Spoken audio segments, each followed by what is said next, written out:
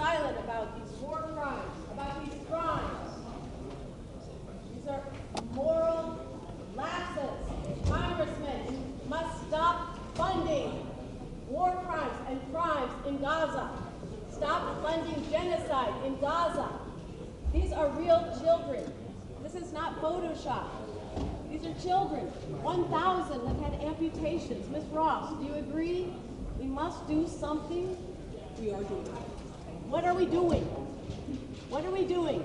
We need to have an immediate ceasefire, a permanent ceasefire, and stop funding Israel. Stop funding Israel. How much AIPAC money have each of you taken?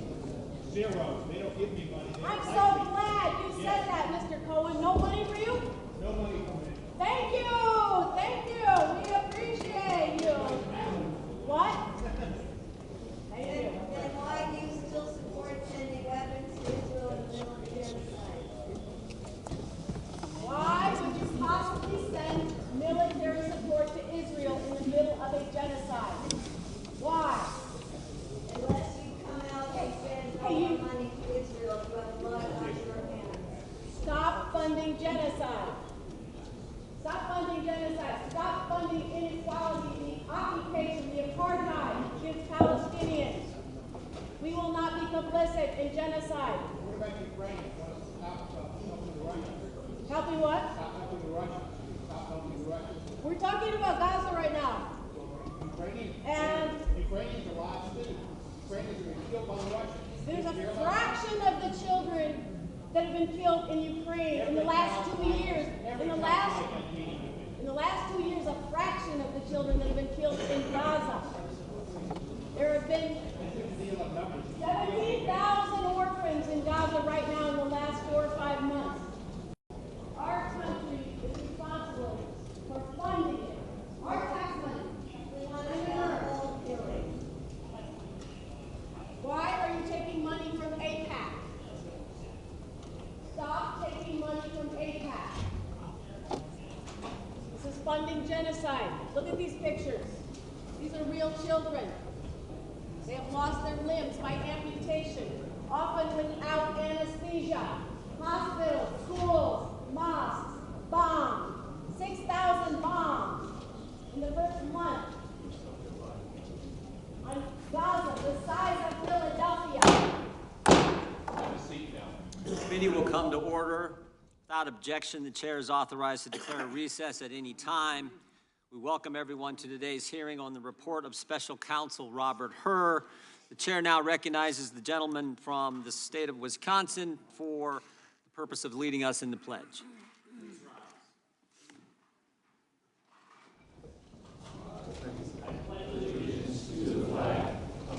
States of America, and to the republic for which it stands, one nation under God, indivisible, with liberty and justice for all.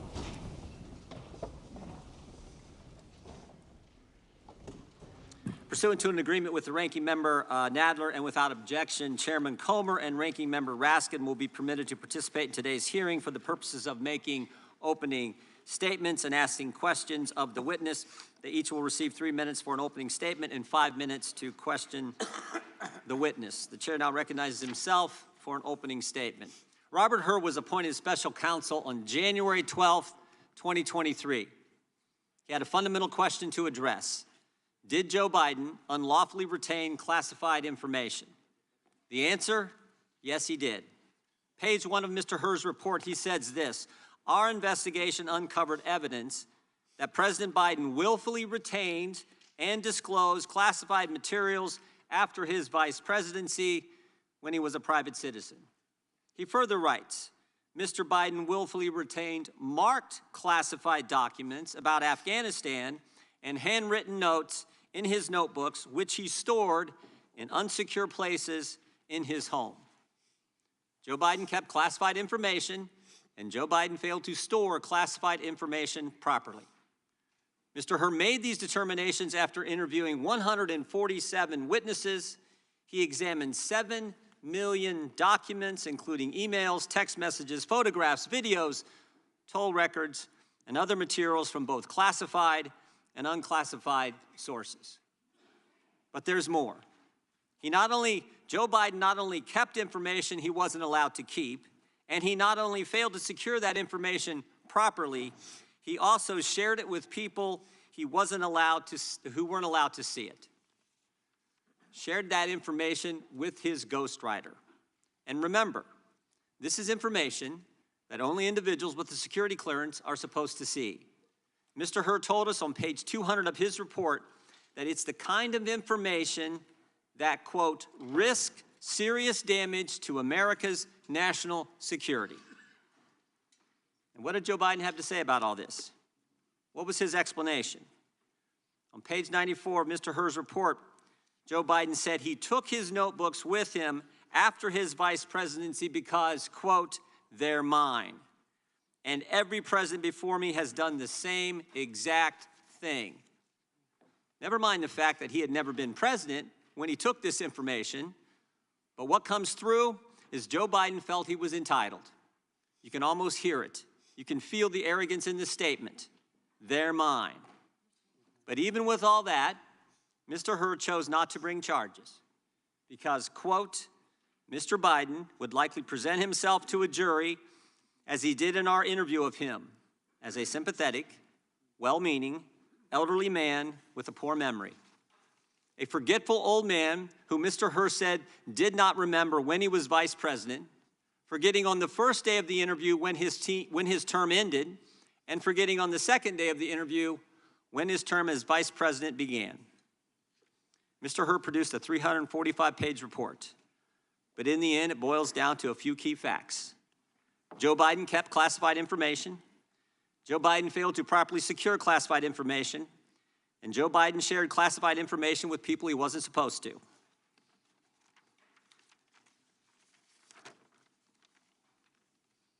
Joe Biden broke the law. But because he's a forgetful old man who would appear sympathetic to a jury, Mr. Hur chose not to bring charges. Mr. Hur, we think it's important that you be able to respond to President Biden's response to your report. So we're going to play a short video of President Biden's press conference after your report was released, because there's things in this press conference that the President of the United States says that are directly contradicted by what you found in your report. So if we could play that video. Hey, everybody. Good evening. Let me say a few things before I take your questions. As you know, the special counsel released his findings today about their look into my handling of classified documents. President Biden, something the special counsel said in his report is that one of the reasons you were not charged is because, in his description, you are a well-meaning elderly man with a poor memory. I'm well-meaning, and I'm an elderly man, and I know what the hell I'm doing. I've been president, and I put this country back on its feet. I don't need his recommendation. It's totally How bad is your memory, and can you continue as president? My memory is so bad, I let you speak. That's Your memory has gotten worse, Mr. No, look, President. my memory is not good. My memory is fine. My memory, take a look at what I've done since I become president. None of you thought I could pass any of the things I got passed. How'd that happen? You know, I guess I just forgot what was going on. Mr. President. Voters have concerns about your age. How are you going to assuage them? And do you fear that this report is only going to fuel further concerns about your age? Only by some of you. Mr. President, you want to clear up criminal liability today. But do you take responsibility for at least being careless with classified material? I take responsibility for not having seen exactly what my staff was doing. It goes in and points out things that appeared in my garage, things that came out of my home, things that were moved not by me, but my staff.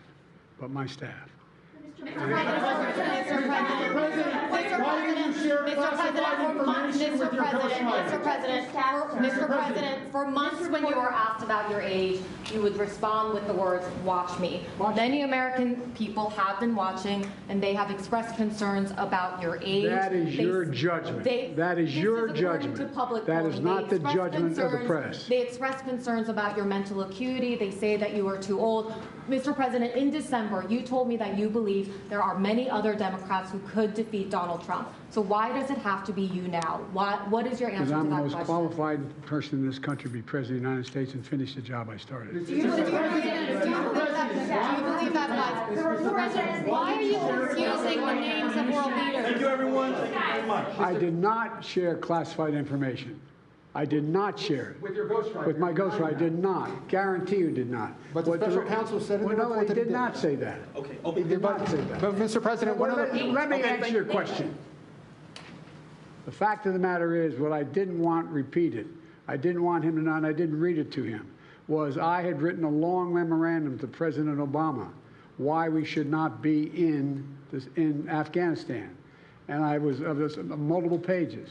And so what I was referring to, I said classified. I should have said it should be private because it was a contact between the president and the vice president as to what was going on. That's what he was referring to. It was not classified information in that document. That was not classified.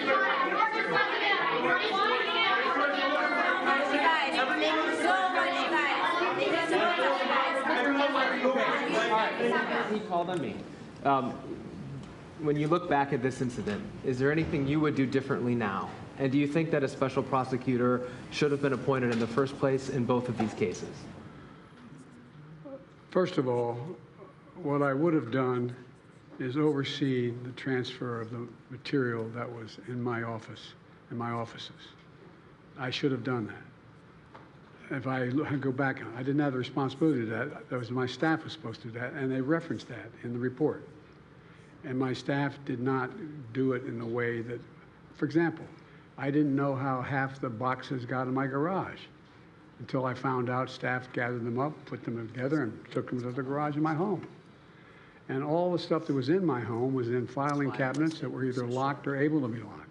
It was in my house. It wasn't out in, like in Mar-a-Lago, in a public place where, and none of it was high classified. Didn't have any of that red stuff on it. You know what I mean, around the corners? None of that. And so I wish I had paid more attention to how the documents were being moved and where. I thought they were being moved to the archives. I thought all of it was being moved. That's what I thought. Now, what was the last part of your question? Whether a special counsel should have been appointed in this case and in the case of your rival president, former president. I think a special counsel should have been appointed. And the reason I think a special counsel should have been appointed is because I did not want to be in a position that they looked at Trump and weren't going to look at me, just like they looked at the vice president. And the fact is they made a firm conclusion. I did not break the law, period. Thank you all very, very much.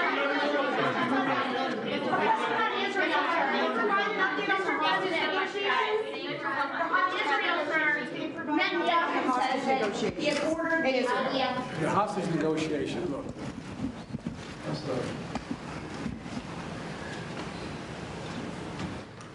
I'm of the view, as you know, that the conduct of the response in the Gaza Strip has been over the top. I think that, as you know, initially, the president of Mexico, Sisi, did not want to open up the gate to allow humanitarian material to get in. I talked to him.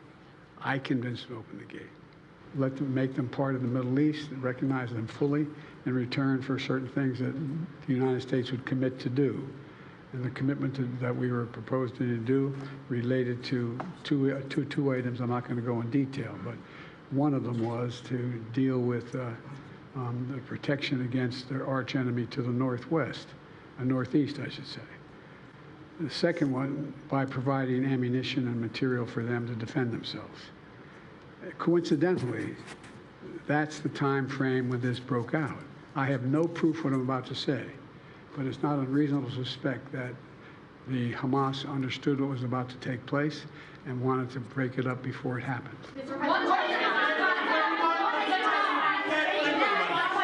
you, everybody. We're going to need everybody to hold for a moment. Chair now recognizes the ranking member, Mr. Nadler, for an opening statement. Mr. Chairman, I'm glad you have such information, such admiration for the president that you allowed him to take the first 10 minutes of this hearing. Mr. Chairman, House Republicans may be desperate to convince America that white conservative men are on the losing end of a two-tiered justice system, a theory that appeals to the MAGA crowd but has no basis in reality. But your comments today make me wonder if you have read the special counsel's report at all. The Hur report does help us draw a distinction between President Biden and Donald Trump, just not the one you want. Two distinctions, actually. First, the report is clear that, quote, at no point did the special counsel find evidence that Mr. Biden intended or had reason to believe the information would be used to injure the United States or to benefit a foreign nation, close quote. With respect to the classified documents found in President Biden's possession, quote, the decision to decline criminal charges was straightforward, close quote. And with respect to the special counsel's investigation, quote, Mr. Biden turned in classified documents to the National Archives and the Department of Justice, consented to the search of multiple locations, including his homes, sat for a voluntary interview, and in other ways cooperated with the investigation, close quote. President Biden acted responsibly, cooperated completely, and the decision to decline criminal charges was relatively straightforward. In short, to borrow a phrase from the last administration, the Hur report represents the complete and total exoneration of President Biden.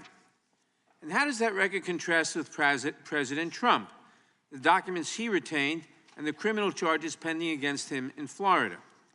We know that Trump deliberately took large amounts of classified information from the White House. He has admitted as much, occasionally pretending that he classified this information without telling anyone on his way out the door. We know that he stored that information around Mar-a-Lago in the craziest of places, on the ballroom stage, spilled across the floor of an unlocked closet next to the toilet. We know that he showed classified military plans to an author interviewing him at Bedminster.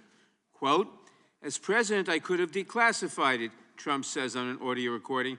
Now I can't, you know, but this is still a secret. Still a secret, close quote. So much for the declassification theory. We know from the indictment that Trump is alleged to have shared these classified documents with many other visitors to Mar-a-Lago. And we know that, despite this outrageous conduct, the Department of Justice gave Trump every opportunity to avoid criminal charges. Again, in the special counsel's words, quote, after being given multiple chances to return classified documents and avoid prosecution, Mr. Trump allegedly did the opposite. He not only refused to return the documents for many months, but he also obstructed justice by enlisting others to destroy evidence and then to lie about it, close quote. Why did the president charge former President Trump but not President Biden?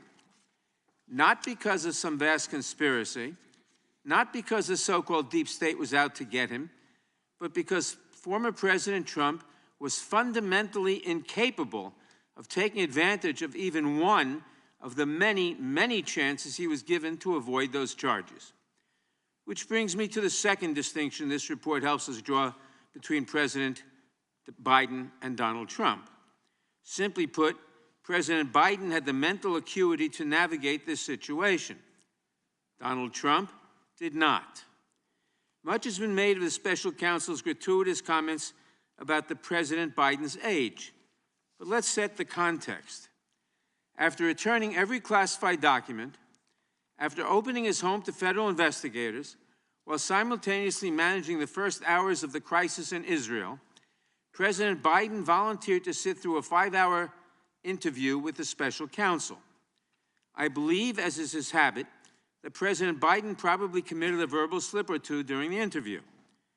And I'm not sure any of that matters, because when the interview was over, Mr. Hur completely exonerated President Biden. And then there is Donald Trump. What kind of man bungles not one, but dozens of opportunities to avoid criminal liability? What must that say about his mental state? Here, too, the record speaks for itself. One of the great memories of all time, James Webb. I don't remember the names. Don't remember the name. Viktor Orban. Did anyone ever hear of him? He's the leader of Turkey. By the way, they never report the crowd on January 6th. You know, Nikki Haley is in charge of security. 3 years later, how about that? Did you actually have a one-on-one with Comey then? Not much, not even that I remember. I like mosquitoes. We have languages coming into our country. We have nobody that even speaks those languages. They're truly foreign languages. Nobody speaks them. Saudi Arabia and Russia will repeat your... Oh. I have a really good memory. Your next wife was a woman by the name of Marla Maples. That's right. Do you recall what years you were married to Ms. Maples? It's called like Up Here, and it's called Memory, and it's called other things. So you don't remember saying you have one of the best memories? I don't remember that. And Putin, has so little respect for Obama that he's starting to throw around the nuclear word. You've heard that, nuclear. We have to win in November, or we're not going to have Pennsylvania. They'll change the name. I talked to Putin a lot. Did you ask him that? I don't remember that. I saw that this morning. I don't remember asking him that question. I have a good memory and all that stuff, like a great memory. For 20 years, they were fighting ISIS. I defeated ISIS in 4 weeks. And we did with Obama. We won an election that everyone said couldn't be won. I'm not cognitively. And you know what? When I am, you're going to know it. You're going to be the first people. I know my people. You'll say, all right, Trump, you did a good job. Get the hell out of here. That's it.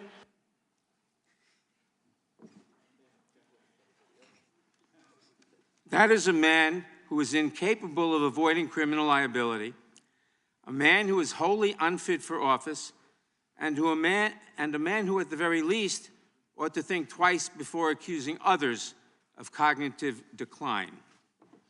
Thank you for being here today, Mr. Hur. Thank you for illuminating a stark choice for this country in the months to come.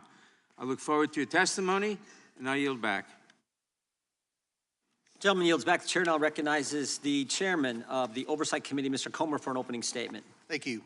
In August 2022, President Biden questioned in a 60 Minutes interview how anyone can be that irresponsible when asked about classified documents in the possession of former President Trump. But when President Biden said this, he knew that he had stashed classified materials in several unsecured locations for years, dating back to his time as vice president and even as a U.S. senator. President Biden, the White House, and his personal attorneys have not been honest with the American people about his willful retention of classified material and continue to hide information from Congress. President Biden's attorneys claim to have first discovered classified material at Penn Biden Center on November 2nd, 2022. However, President Biden and his lawyers kept it secret from the American people before the midterm elections. CBS News broke the story in January 2023, leaving Americans to wonder if the White House had any intention of ever disclosing that President Biden hoarded classified documents for years. One of my first actions after becoming chairman of the House Oversight Committee was to launch an investigation into President Biden's mishandling of classified documents. This investigation started before Special Counsel Hur was named, and what we found is alarming. Information obtained through multiple transcribed interviews conducted by the Oversight Committee contradict the White House's and President Biden's personal attorney's narrative about the discovery of classified documents at the Penn Biden Center. In fact, the real timeline began in the spring of 2021, not November 2022, as the White House claimed. Additionally, the classified documents were not kept in a locked closet, as asserted by the White House. We've also learned that 5 White House employees and a Department of Defense employee were involved in the early stages of coordinating the organizing, moving, and removing of boxes that were later found to contain classified materials. There's no reasonable explanation as to why so many White House employees were concerned with retrieving boxes they believed only contained personal documents and materials. Why did President Biden keep these specific documents in unsecure locations for years? Many questions remain, but now the White House is obstructing Congress as we seek the truth for the American people. We've subpoenaed former White House counsel Dana Remus to appear for a deposition to provide information to our committee, but the White House is seeking to block her testimony. We've also subpoenaed the Department of Justice for audio recordings and transcript of President Biden's interview with Special Counsel Hur. These were due the morning of the State of the Union. Only this morning, a couple of hours before today's hearing, the Department of Justice finally provided the transcript of President Biden's interview with Special Counsel Hur. The timing is not coincidental. Although we've had little time to review the transcripts, from what we have seen, it is clear that the White House did not want Special Counsel Hur's final report to be released. The White House has refused to be transparent with the American people about the president's mishandling of classified documents. And worse, they have appeared to have lied about the timeline, about who handled the documents, and even about the contents of President Biden's interview with Special Counsel Hur. That is why today's hearing is important. Transparency is what we seek today, and we look forward to Special Counsel Hur's testimony. I yield back.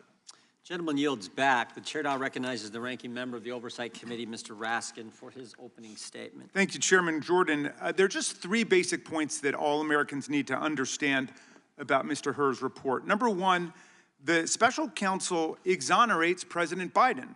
The very first line of the report says it all. Quote, "We conclude that no criminal charges are warranted in this matter." We would reach the same conclusion even if Department of Justice policy did not foreclose criminal charges against a sitting president. Second, the report establishes that President Biden offered complete and unhesitating cooperation with the special counsel's investigation. The Justice Department and the National Archives were proactively notified of the classified documents, and they were turned over. The president allowed the FBI to search his homes, and he sat for a voluntary interview for more than 5 hours on October 8th and October 9th, even as he was busy responding to Hamas's vicious terrorist attack in Israel. The report thus demonstrates President Biden's complete devotion to the rule of law and his respect for a fair and independent Department of Justice. President Biden did not assert executive privilege or claim absolute immunity for presidential crimes. He did not hide boxes of documents under his bed or in a bathtub. He did not fight investigators, nor did he seek to redact a single word of Mr. Hur's report. He consented to the search of numerous locations, including his homes, and he did everything he could to cooperate, not obstruct. Third, Special Counsel Hur repeatedly emphasizes that President Biden's conduct contrasts sharply with that of former President Trump. Hur observes that unlike President Biden, quote, "The allegations set forth in the indictment of Mr. Trump, if proven, would clearly establish not only Mr. Trump's willfulness, but also serious aggravating factors." He sets forth these points of difference in detail, quote, "Most notably after being given multiple chances to return classified documents and avoid prosecution, Trump allegedly did the opposite. According to the indictment, he not only refused to return the documents for months, but he also obstructed justice by enlisting others to destroy evidence and then to lie about it," unquote. He returned only a portion of subpoenaed documents and deliberately withheld the rest. Unlike President Biden, Trump did not alert the National Archives or DOJ of the documents, nor did he turn over all the classified materials in his possession. He did not agree to sit down for a voluntary interview with the special counsel. He never consented to a search of his home. On the contrary, Trump suggested that his attorney hide or destroy evidence requested by the FBI and the grand jury. Trump carefully instructed his aide to move boxes of classified documents to hide them from the FBI. Trump tried to delete incriminating security tape footage from Mar-a-Lago, and he got his attorney to provide a false certification to the FBI saying he had produced all the documents in his possession. He did not. Given that this report is so damning in the contrast between Biden and Trump, it is hard for me to see why our colleagues think that this hearing advances their flailing and embarrassing quest to impeach the President of the United States. What America sees today is evidence of one president who believes in the rule of law and works to protect it, and one who has nothing but contempt for the rule of law and acts solely in pursuit of his own constantly multiplying corrupt schemes. I yield back. Gentleman yields back. Without objection, all other opening statements will be included in the record. We will now introduce today's witness. The Honorable Robert Hur was appointed as a special counsel in January 2023 to investigate the removal and retention of classified documents discovered at the Penn Biden Center for Diplomacy and Global Engagement. He previously served as the Principal Associate Deputy Attorney General at the Department of Justice and as the United States Attorney for the District of Maryland. He was a law clerk for Chief Justice William Rehnquist and also clerked for Judge Alex Kaczynski on the Ninth Circuit Court of Appeals. We welcome our witness and thank him for appearing today. We will begin by swearing you in. Mr. Hur, would you please stand? Raise your right hand. Do you swear or affirm under penalty of perjury that the testimony you're about to give is true and correct to the best of your knowledge, information, and belief, so help you God? Let the record reflect that the witness has answered in the affirmative. Thank you, and you can be seated. Please know that your written testimony will be entered into the record in its entirety. Accordingly, we ask that you summarize your testimony. Mr. Hur, you may begin with your opening statement. Make sure you got that mic on, if you could, Mr. Hur. Thank you. Thank you, Chairman. Chairman Jordan, Ranking Member Nadler, Chairman Comer, Ranking Member Raskin, members of the committee, good morning. I'm privileged to have served our country for the majority of my career, a decade and a half, most of those years with the Department of Justice. I have served as a line prosecutor, a supervisor, the Principal Associate Deputy Attorney General, a United States Attorney, and a special counsel. I've served in these roles with gratitude as the son of immigrants to this country, the first member of my family to be born here. My parents grew up in Korea and were young children during the Korean War. My father remembers being hungry and grateful for the food that American GIs shared with him and his siblings. My mother fled what is now North Korea in her own mother's arms, heading south to safety. My parents eventually met, married, and came to the US, seeking a better life for themselves and for their children. Their lives and mine would have been very different were it not for this country. No matter the role, no matter the administration, I have applied the same standards and the same impartiality. My respect for the Justice Department and my commitment to this country are why I agreed to serve as special counsel when asked by the Attorney General. I resolved to do the work as I did all my work for the department, fairly, thoroughly, and professionally, with close attention to the policies and practices that govern department prosecutors. My team and I conducted a thorough, independent investigation. We identified evidence that the president willfully retained classified materials after the end of his vice presidency when he was a private citizen. This evidence included an audio-recorded conversation during which Mr. Biden told his ghostwriter that he had, quote, just found all the classified stuff downstairs, end quote. When Mr. Biden said this, he was a private citizen speaking to his ghostwriter in his private rental home in Virginia. We also identified other recorded conversations during which Mr. Biden read classified information aloud to his ghostwriter. We did not, however, identify evidence that rose to the level of proof beyond a reasonable doubt. Because the evidence fell short of that standard, I declined to recommend criminal charges against Mr. Biden. The department's regulations required me to write a confidential report explaining my decision to the Attorney General. I understood that my explanation about this case had to include rigorous, detailed, and thorough analysis. In other words, I needed to show my work, just as I would expect any prosecutor to show his or her work explaining the decision to prosecute or not. The need to show my work was especially strong here. The Attorney General had appointed me to investigate the actions of the Attorney General's boss, the sitting President of the United States. I knew that for my decision to be credible, I could not simply announce that I recommended no criminal charges and leave it at that. I needed to explain why. My report reflects my best effort to explain why I declined to recommend charging President Biden. I analyzed the evidence as prosecutors routinely do, by assessing its strengths and weaknesses, including by anticipating the ways in which the president's defense lawyers might poke holes in the government's case, if there were a trial, and seek to persuade jurors that the government could not prove his guilt beyond a reasonable doubt. There has been a lot of attention paid to language in the report about the president's memory, so let me say a few words about that. My task was to determine whether the president retained or disclosed national defense information willfully.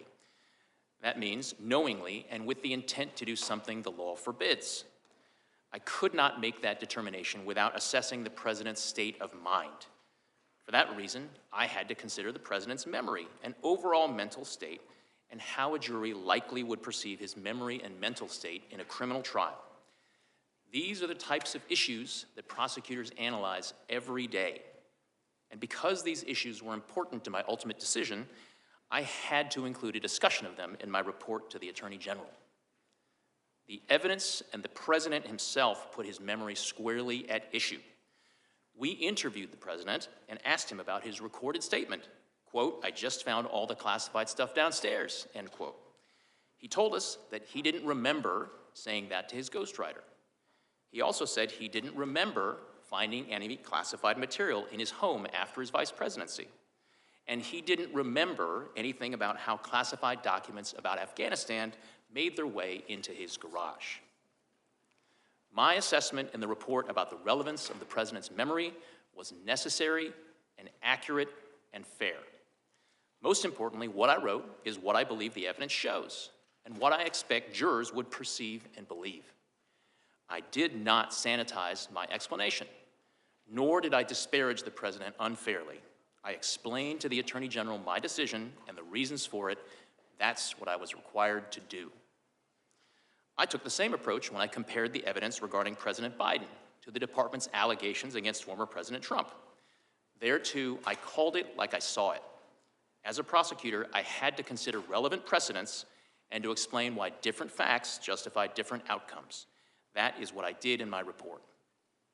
I'm confident the analysis set forth in chapters 11, 12, and 13 of my report provides a thorough evaluation and explanation of the evidence, and I encourage everyone to read it to inform their opinions of the report. Prosecutors rarely write public reports or testify about their investigations. That is the Justice Department's long-standing policy, and it protects important interests. My team and I prepared the report to the Attorney General with care, and the report stands as the primary source of information. My responses today will be limited to clarifying information for the committee. I will refrain from speculating or commenting on areas outside the scope of the investigation, nor will I discuss what investigative steps we did or did not take beyond what's in the report.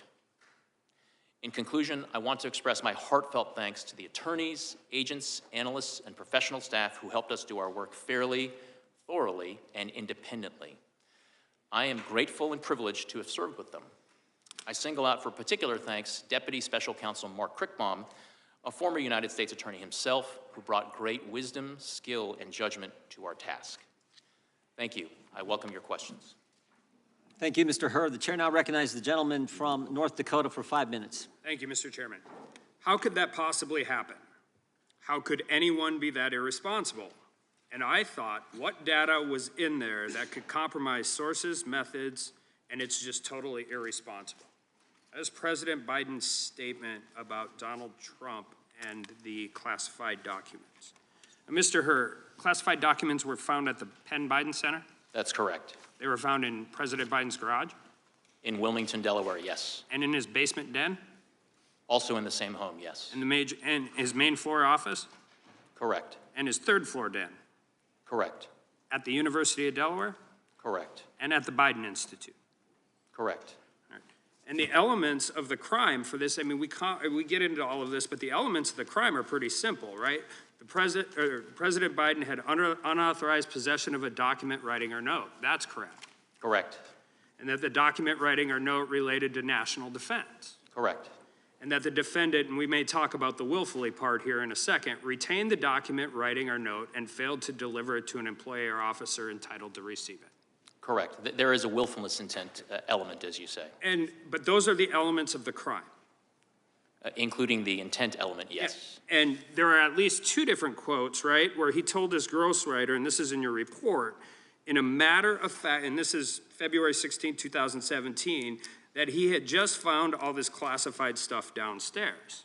He did make that statement that was captured on an audio recording. And on April 10th, 2017, Biden read aloud a classified passage related to a 2015 meeting in the Situation Room. That is in the report, yes. And these are national security documents. Afghanistan, I mean, has been mentioned, a whole bunch of those things, right? Correct. And at one point in time, his personal attorneys and the DOJ attorneys argued about notes, taking all of the different things and compared it to Reagan.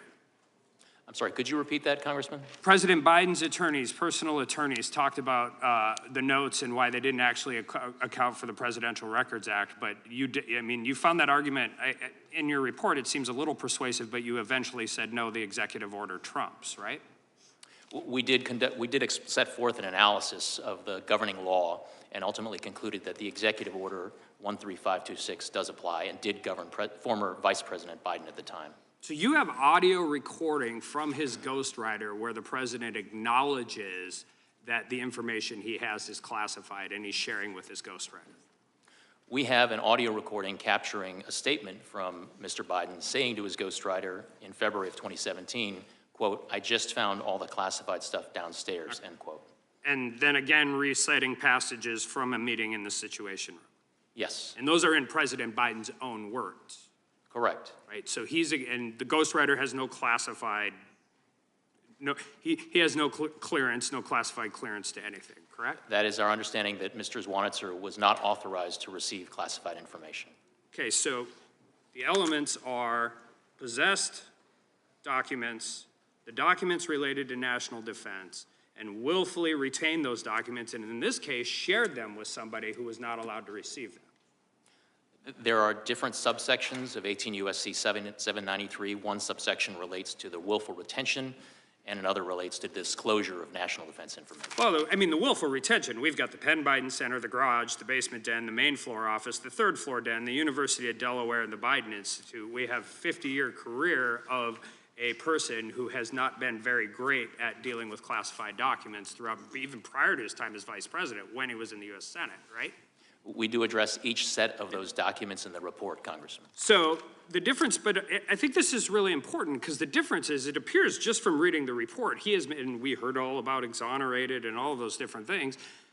It appears from the report he met every actual element of the crime. So I want to talk about the department principles on federal prosecution, because that actually has nothing to do with the underlying elements, correct? It's whether or not you can prove this at trial. Under the department's justice manual and the principles of federal prosecution, a prosecutor has to assess the evidence and determine whether, in his or her judgment, the probable outcome will be a conviction at trial. So whether or not you meet the elements of the crime, which I think it's clear that he does, the second part of this is this, and that's where it gets into the sympathetic, well-meaning elderly man with a poor memory. You could have just said we don't prosecute sitting presidents, but you did not.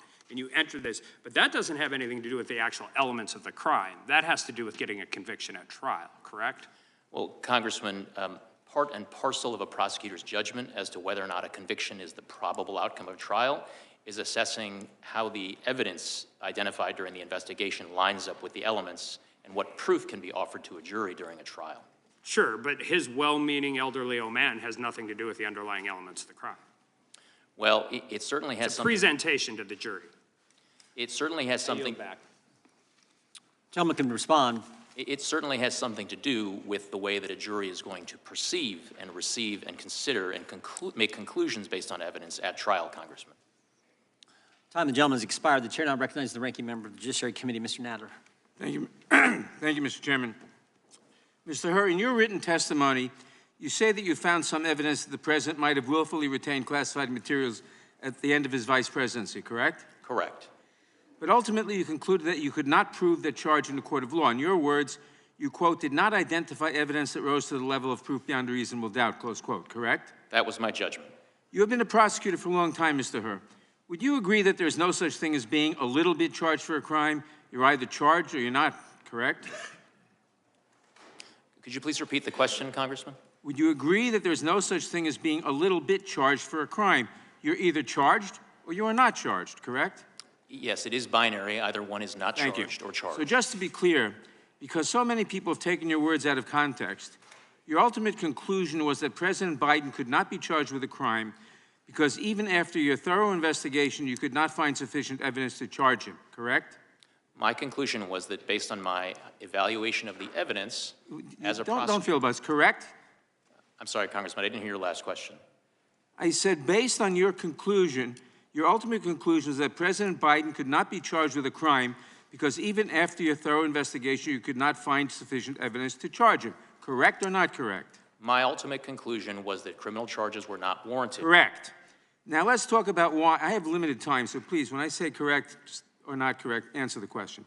Now let's talk about why, in sharp contrast to President Biden, President Trump faces 40 charges related to the unlawful retention of highly classified documents. That is, of course, apart from the additional 51 counts in cases alleging that he incited a rebellion and lied about his finances. You found that President Biden reported the possible classified documents in his possession to the FBI as soon as he learned of them, correct? There was a voluntary disclosure by the President's counsel to authorities relating to the discovery of classified documents at the then Biden. Let's contrast this with President Trump. Are you aware that the FBI only learned that Trump was in possession of classified material after the National Archives discovered them? Congressman, I am not intimately familiar with the facts relating to former President Trump. I'm prepared to comment on them to the extent that I address them in the report. You write in your report that President Biden, quote, would not have handed the government classified documents from his own home on a silver platter if he had willfully retained those documents for years, close quote. In other words, part of understanding President Biden's intent was that he quickly and voluntarily returned those documents to the government, correct? That was a factor in our analysis, yes. Thank you. By way of contrast, to the best of your knowledge, why did the Department of Justice seek a warrant to search Mar-a-Lago?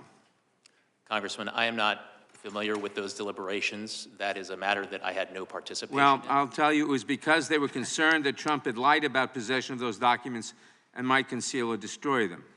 Special Counsel Smith found that President Trump obstructed his investigation by suggesting that his attorney falsely represent to the FBI and grand jury that Trump did not have the documents called for by the grand jury subpoena. At any point in your investigation, did you have any reason to believe that President Biden lied to you? I do address in my report one response that the President gave to a question that we had posed to him that we deemed to be not credible. Was it clear he didn't lie? I'm sorry, Congressman. The report is clear that he didn't lie, or that he caused his staff to lie to you, and that he didn't cause his staff to lie to you. Your report is clear on that. You agree that causing someone to lie to the FBI is a classic example of obstruction of justice? It is an example of obstruction, yes. Thank you. Trump also obstructed the Smith investigation by directing one of his employees to move boxes of documents to conceal them from Trump's attorney, from the FBI, and from the grand jury. At any point in your investigation, did you find that President Biden directed his staff to conceal documents from you or anyone else? We did not reach that conclusion. You would agree that hiding documents is a classic example of obstructing an investigation? It is an example of obstruction. Thank you. Donald Trump instructed his staff to delete security footage so that the FBI and special counsel could not see how he had tried to move and hide documents. Do you agree that attempting to delete video footage in this manner is plainly an attempt to obstruct an investigation? Congressman, I don't want to characterize the evidence in the case against former But President. if that happened, would you agree that deleting video footage is plainly an attempt to obstruct an investigation? Congressman, it's the type of evidence that prosecutors would consider. To sum up, Donald Trump is charged with willfully retaining classified documents and conspiring to conceal those documents, and he's facing additional charges for lying to investigators. Isn't that correct? Those are allegations that are in a pending indictment against former President Trump. And the reason why President Biden is not facing a single charge, Mr. Hur, is not because you went easy on him, but because after reviewing 7 million documents and interviewing nearly 150 witnesses, including the president himself, you could not prove that he had committed a crime. I yield back. Gentleman yields back. The gentleman from, Mr. McClintock, gentleman from California is recognized. Thank you. Mr. Hur, I first want to get this straight. Is it now okay if I take home top secret documents, store them in my garage, and read portions of them to friends or associates? Congressman, I wouldn't recommend it, but I don't want to entertain any hypotheticals at this point. Was it okay? I mean, I can do that now under this new doctrine? Again, Congressman, I wouldn't recommend that you do that, but well, you've essentially said so in your report, and certainly it would be exculpatory if I simply told you, hey, I'm getting old, I don't remember stuff the way I used to. Congressman, I'm not here to get into hypotheticals. I'm here to talk about the facts and the work that I did. It's not a hypothetical. This is the issue at hand.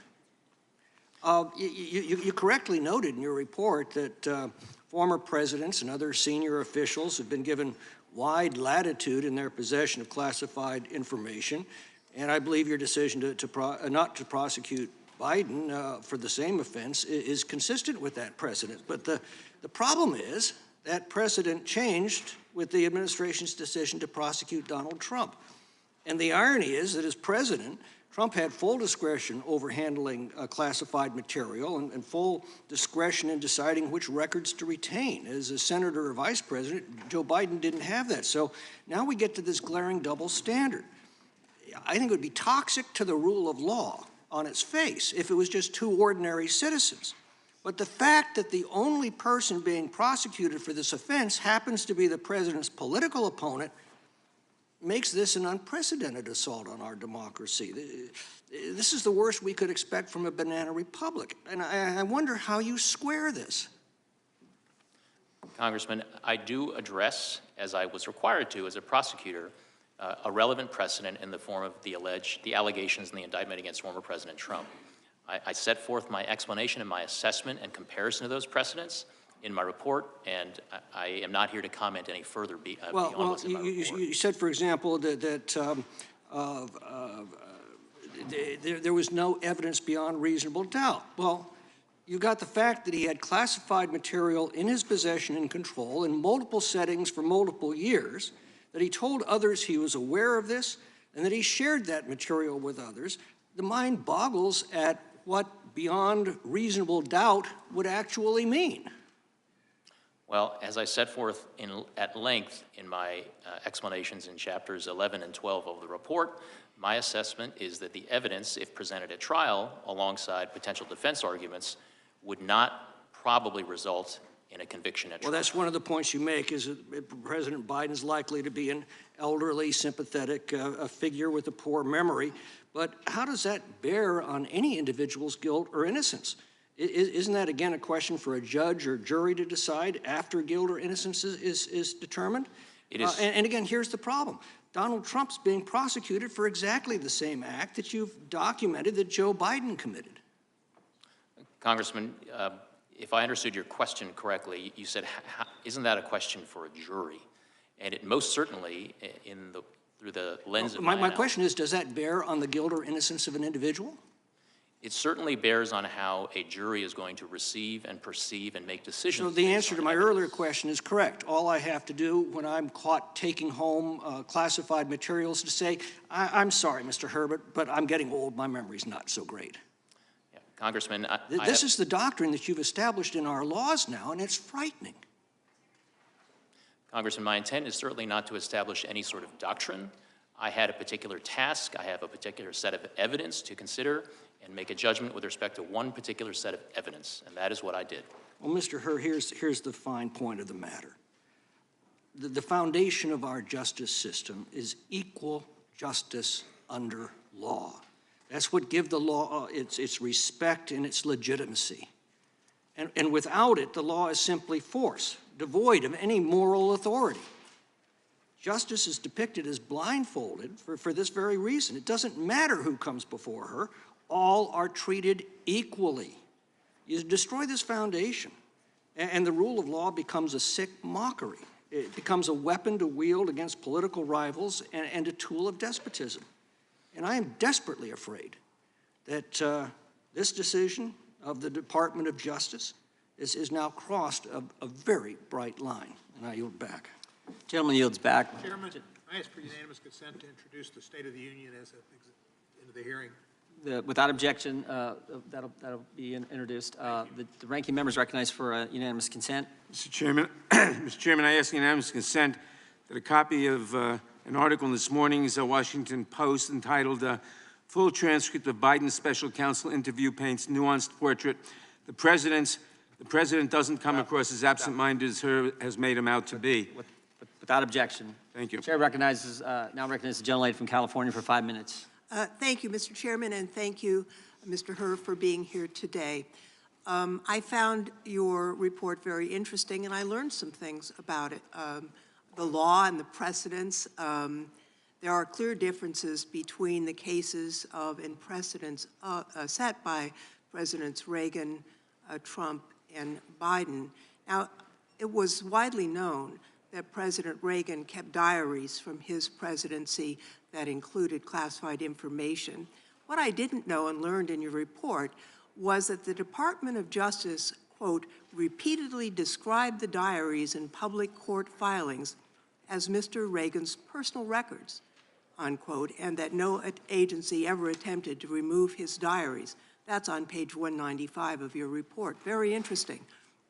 So the investigation found that President Biden believed that his notebooks were his personal property, including work and political notes, reflections, to-do lists, and more that he was entitled to take home. You found that on page 232. So while much of his notebook was work-related, he still had some purely personal subjects like, again, I quote, gut-wrenching entities about the illness and death of his son, Beau, and that's on page 82 and 253 of your report. So it's clear, based on the Reagan precedent, that no criminal charges were warranted in this matter relative to personal notebooks. Now, I want to be clear that although the notebooks contain some very personal information and President Biden considered them his personal property, the President allowed your team to seize and review all of the notebooks you found. Is that correct? That is correct. Now, that's in stark contrast to ex-President Trump's case. He obstructed and diverted all the investigations. Now, you also interviewed President Biden about other classified documents you found outside his notebooks, didn't you? Yes, Congresswoman. So did the President tell you that he believed any documents other than his own handwritten work were his personal property? Yes or no? We did not hear that from the President during his interview. So again, it's very different from ex-President Trump. Ex-President Trump said all of the documents marked classified were his personal property. President Biden did not consider documents that were produced by other entities with classification markings as his personal records. Now, I think, since the majority has tried to assert that there is a disparity based on politics in the differences in the prosecution, it's worth quoting page 11 of the report, which says, and I quote, "Several material distinctions between Mr. Trump's case and Mr. Biden's case are clear. Most notably, after being given multiple chances to return classified documents and avoid prosecution, Mr. Trump allegedly did the opposite. According to the indictment, he not only refused to return the documents for many months, but he also obstructed justice by enlisting others to destroy evidence and then to lie about it." That's on page 11.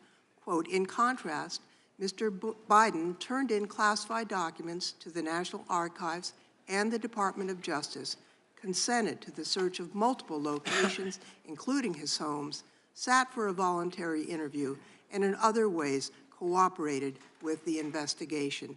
It's clear that these cases are not the same.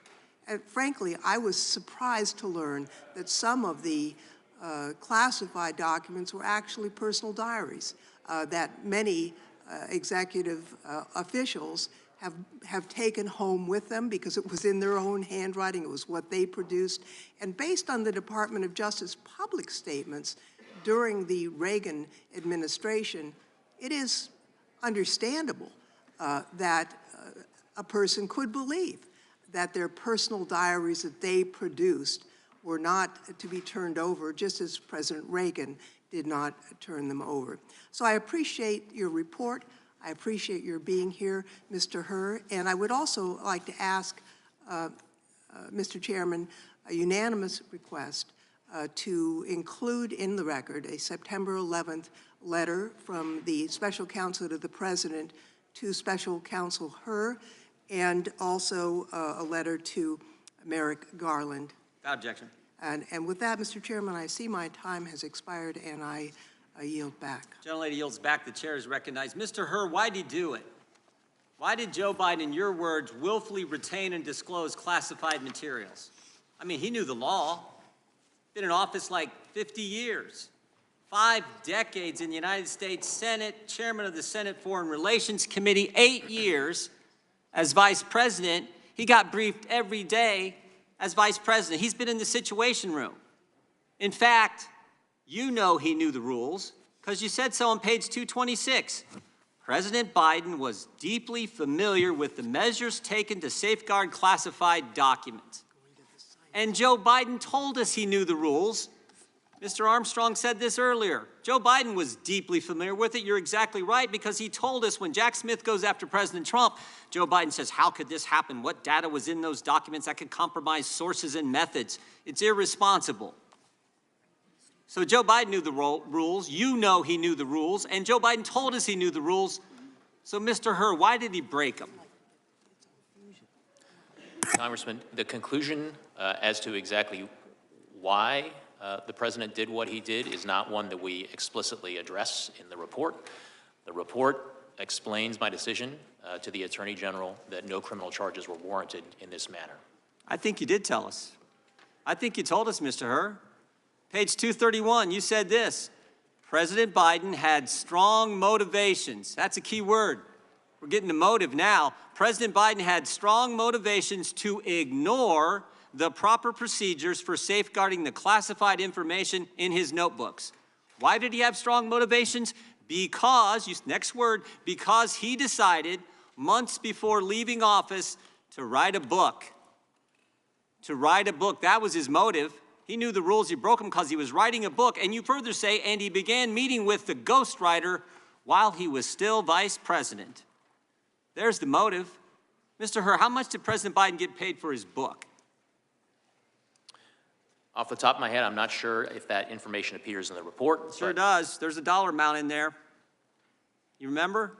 I don't, it may be $8 million if that's $8 million. Joe Biden had 8 million reasons to break the rules. Took classified information and shared it with the guy who was writing the book. That's why he did. He knew the rules, but he broke them for $8 million in a book advance. But you know what? It wasn't just the money. Joe Biden, here's this page 231, very next page. Joe Biden, in your report, Joe Biden viewed his notebooks as an irreplaceable, contemporaneous record of the most important moments of his vice presidency. He'd written this all down for the book, for the $8 million. And the next thing you say in your report is, quote, such a record would buttress his legacy as a world leader. You know what this is? It wasn't just the money. It wasn't just $8 million. It was also his ego.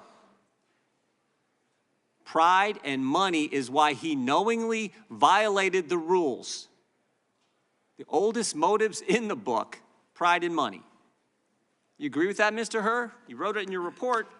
That language, and it does appear in the report, and we did identify evidence supporting those assessments. You also had another interesting statement in your report. You said Joe Biden, I want to make sure I get this right, viewed himself as a man of presidential timber. Remember that statement, Mr. Hur? I believe that does appear in the report, at least in the executive summary. I think this is interesting, because here's the scary part. Page 200. I said this earlier in my opening statement. Page 200, Joe Biden, this is a quote, Joe Biden risked serious damage to America's national security when he shared information with his ghostwriter.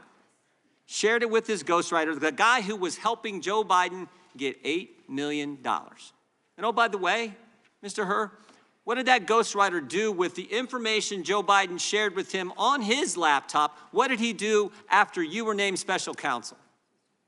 Chairman, if you're referring to the audio recordings that Mr. Zwanitzer created of his conversations with exactly Mr. Biden, what I'm referring to.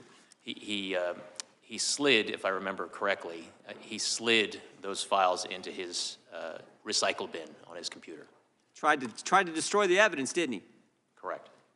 The very guy who was helping Joe Biden get the $8 million, Joe Biden had used the motive for Joe Biden to disclose classified information, to retain classified information, which he definitely knew was against the law.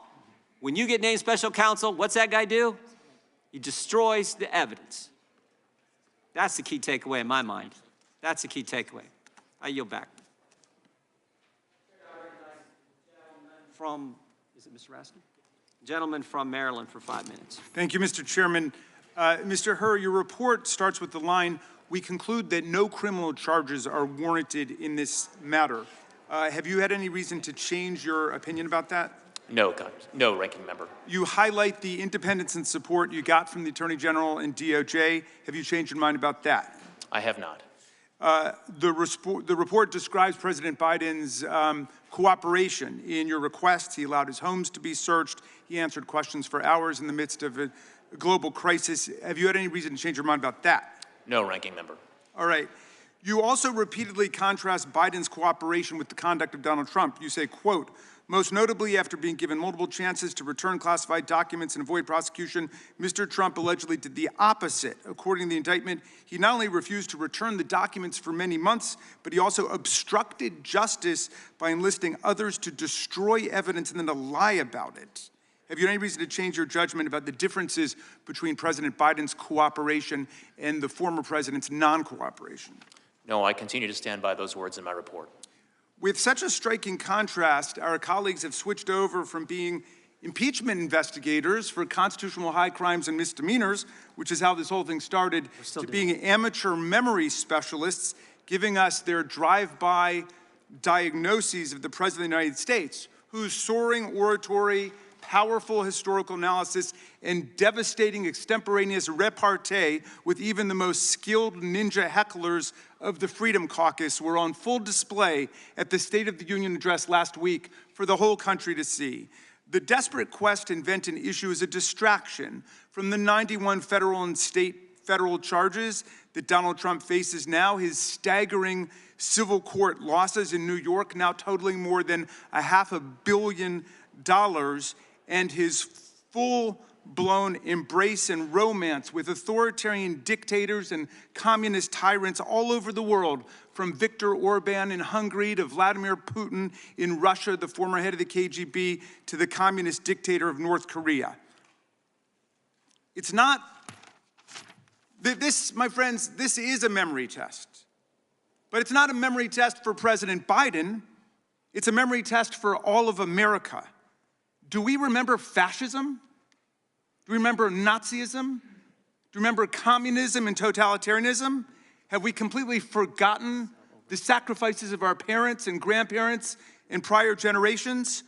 While we play pin the tail on the donkey in this wild goose chase, all of these silly games, Donald Trump entertains authoritarian hustler Viktor Orban at Mar-a-Lago for the weekend, and Orban comes out to declare that if we indeed sleepwalk into another Trump presidency, Trump will, quote, not give a single penny to Ukraine. That's what all of this is about. It's about trying to pull the wool over the eyes of America, because the tyrants and dictators of the world are on the march today. So who wins with this ludicrous, embarrassing spectacle? Orban wins, Putin wins, Xi wins, the tyrants of the world win. They have one more reason to celebrate Donald Trump and his cult followers, who've completely lost their way. They're looking for high crimes and misdemeanors. Now they appoint themselves amateur memory specialists, and that's what they pounce on the President of the United States about. America faces a choice between democracy and tyranny. And the President laid it out at Valley Forge, and he laid it out in the State of the Union. Will America stand on the side of people struggling against fascist aggression? Will we stand with the people of Ukraine against Vladimir Putin, whose filthy war has meant the kidnapping of thousands of Ukrainian children, the murder, the slaughter of thousands of Ukrainian civilians, and the attack on an independent sovereign democracy? But we're not working on that today. We're not standing up for democracy and human rights and international law around the world. No, we're trying to play memory detectives, to parse the language of a president who the whole world got to see at the State of the Union address directly address the real questions of our time. And it is democracy versus dictatorship. And all of the autocrats and the theocrats, all of the kleptocrats of the world are together in league against American democracy, and we have to stand up for American democracy against these stupid games. I yield back, Mr. Chairman.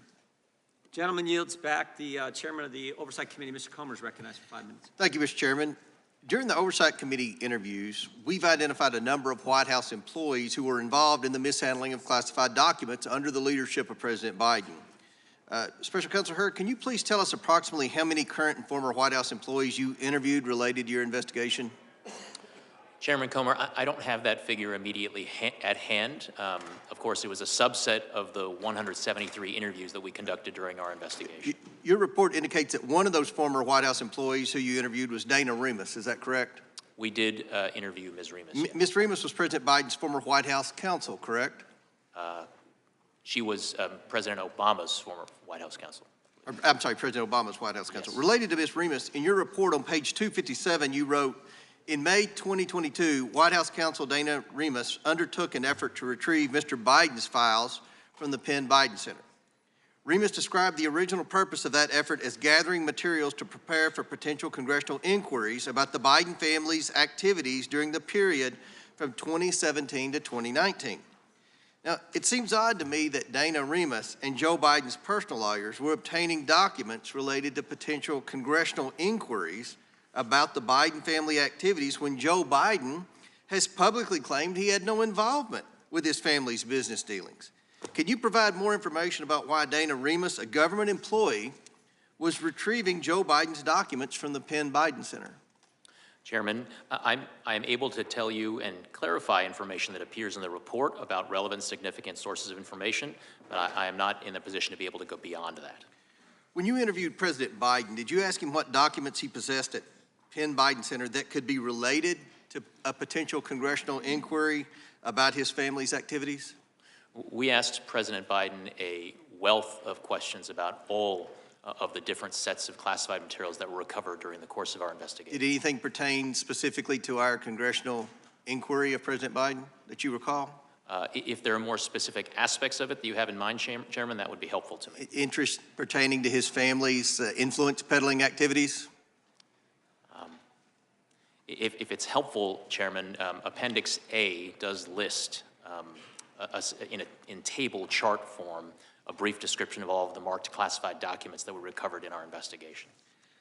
We intend to interview Ms. Remus, and the recording or transcript of your interview would be highly relevant to our future questioning of her. Can you confirm that you did, in fact, record her in your interview?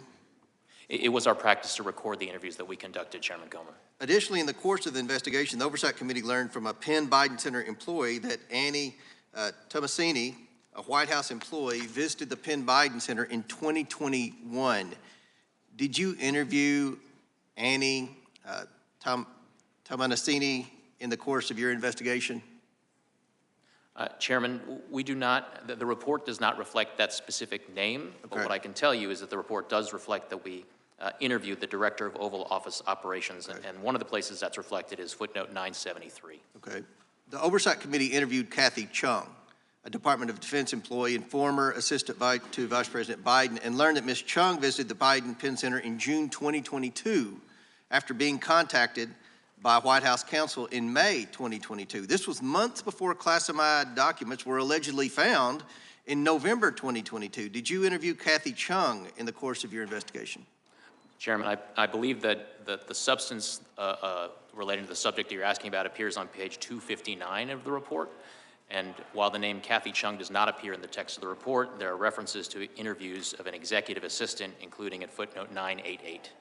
Okay. The Oversight Committee also learned from its interviews with Penn Biden Center employees and Kathy Chung that Dana Remus, Anthony Bernal, and Ashley Williams, all at the time White House employees, then visited the Penn Biden Center on different occasions before the alleged discovery of classified materials in November 2022. Did you interview these individuals during your investigation? We interviewed many individuals, and I can assure you, Chairman, that it was a priority of ours to interview all the relevant sources of information about these documents, how they got there, who knew about them, and who accessed them. So again, they were all recorded, is that correct? So there would be recordings? It was our practice to interview recordings, yes, sir. How many White House employees visited the Penn Biden Center before classified materials were reportedly discovered there in November 2022? I don't have according to the White House. Sir, I don't have an exact count of. How many visits to the Penn Biden Center were made by either White House employees or President Biden's personal attorneys before the official discovery of documents in November 2022? I don't have that figure at hand, but that should be detailed in Chapter 14 of the report, sir. Yield back. Gentleman yields back. Gentlelady from Texas is recognized for 5 minutes. Before, Mr. Hur, anytime you need a break, just if you need a break, let us know, because we're going to go a while, as you well know. Thank you, sir. Ms. Jackson-Lee is recognized.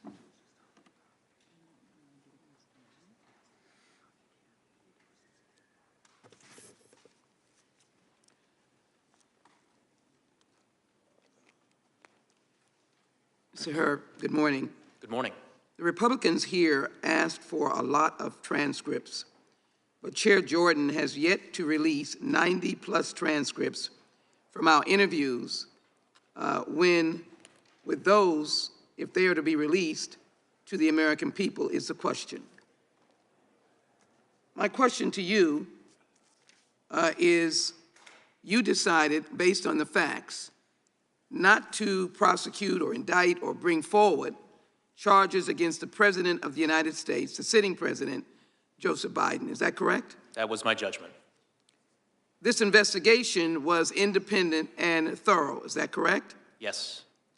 We have heard from our Republican colleagues who are grasping at straws allegations that President Biden was treated lightly in this investigation.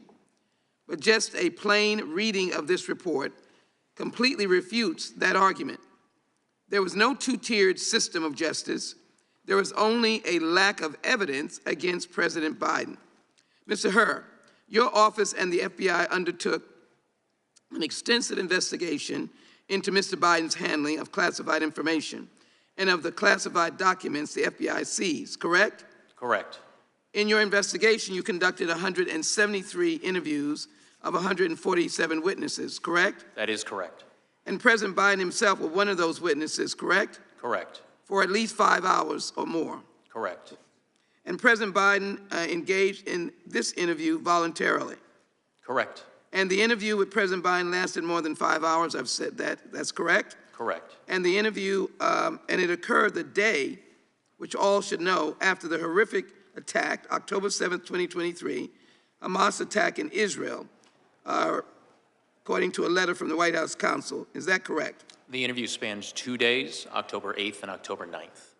With the president having to be in and out to deal with an international crisis, and after the interview, he provided handwritten answers to additional questions, correct? Congresswoman, I don't recall the president being in and out during our interview to handle the internet. Let me go on. And President Biden allowed investigators to search his private houses. Is that correct? He did consent to the search of his residence. And your investigation collected 7 million documents for review in your investigation. Is that correct? Correct. And this included emails, text messages, photographs, videos, toll records, and other materials from both classified and unclassified sources. Correct. Correct? And you referred or reviewed President Biden's handwritten notes as well, correct? Correct. And you coordinated with the multiple government agencies to organize and complete your investigation, correct? We consulted with numerous agencies to conduct And that classification included reviews of evidence that was seized during the investigation. All right. And that included working with national security experts in the intelligence community to carefully analyze each classified document that was obtained. With respect to marked classified documents, that's correct. We submitted excerpts from the former Vice President's notebooks for classification review. And if agencies reviewed classified material and gave it different levels of classification, you classified it as a higher level for the purposes of your investigation, to be thorough, correct? That is reflected in appendices A Thank and you. B. The FBI requested classification review from each identified agency accordingly for documents where multiple agencies had equities. The special counsel's office used the highest level of classification identified by an agency as the current classification of the document. Let me go on. Attorney General Garland appointed you as special counsel over the matter on January 12, 2023, correct? Correct. He authorized you to investigate Mr. Biden's possession of the classified documents, including possible unauthorized removal and retention of classified documents or other records. Correct. As, at the Penn Biden Center, President Biden's home, Delaware, as well as any matters that arose from the initial investigation or may arise directly from the special counsel investigation. Is that correct? I believe that accurately reflects the language of the appointment order. So you operated an independent investigation for about a year, which you just stated that you had adequate resources to complete in which you conducted 173 interviews, included with President Biden himself. You reviewed 7 million documents, including President Biden's personal records, and searched his home thoroughly. And in this thorough, lengthy investigation, you did not uncover enough evidence to recommend prosecution against the president. Is that correct? That's my judgment. And if you had found enough evidence to warrant prosecution, did you feel free, unrestrained by the Attorney General appointed by President Biden to make such a recommendation to the Attorney General? I was aware of the Office of Legal Counsel policy right now, prohibiting sitting presidents from being charged with federal crimes. But apart from that, what I can tell you, Congresswoman, is that the investigative steps that we took were my own, the judgment was my own, and the words in the report are my own. And you would have done so. Regular order, Mr. Chairman. The time of the gentlelady has expired. Mr. Chairman, I'd like to put into the record justsecurity.org, the real Robert Hur report, as unanimous consent. Without objection. The chair now recognizes the gentleman from Florida. 5 minutes. February 8th, the White House question, Mr. President, why did you share classified information with your ghostwriter?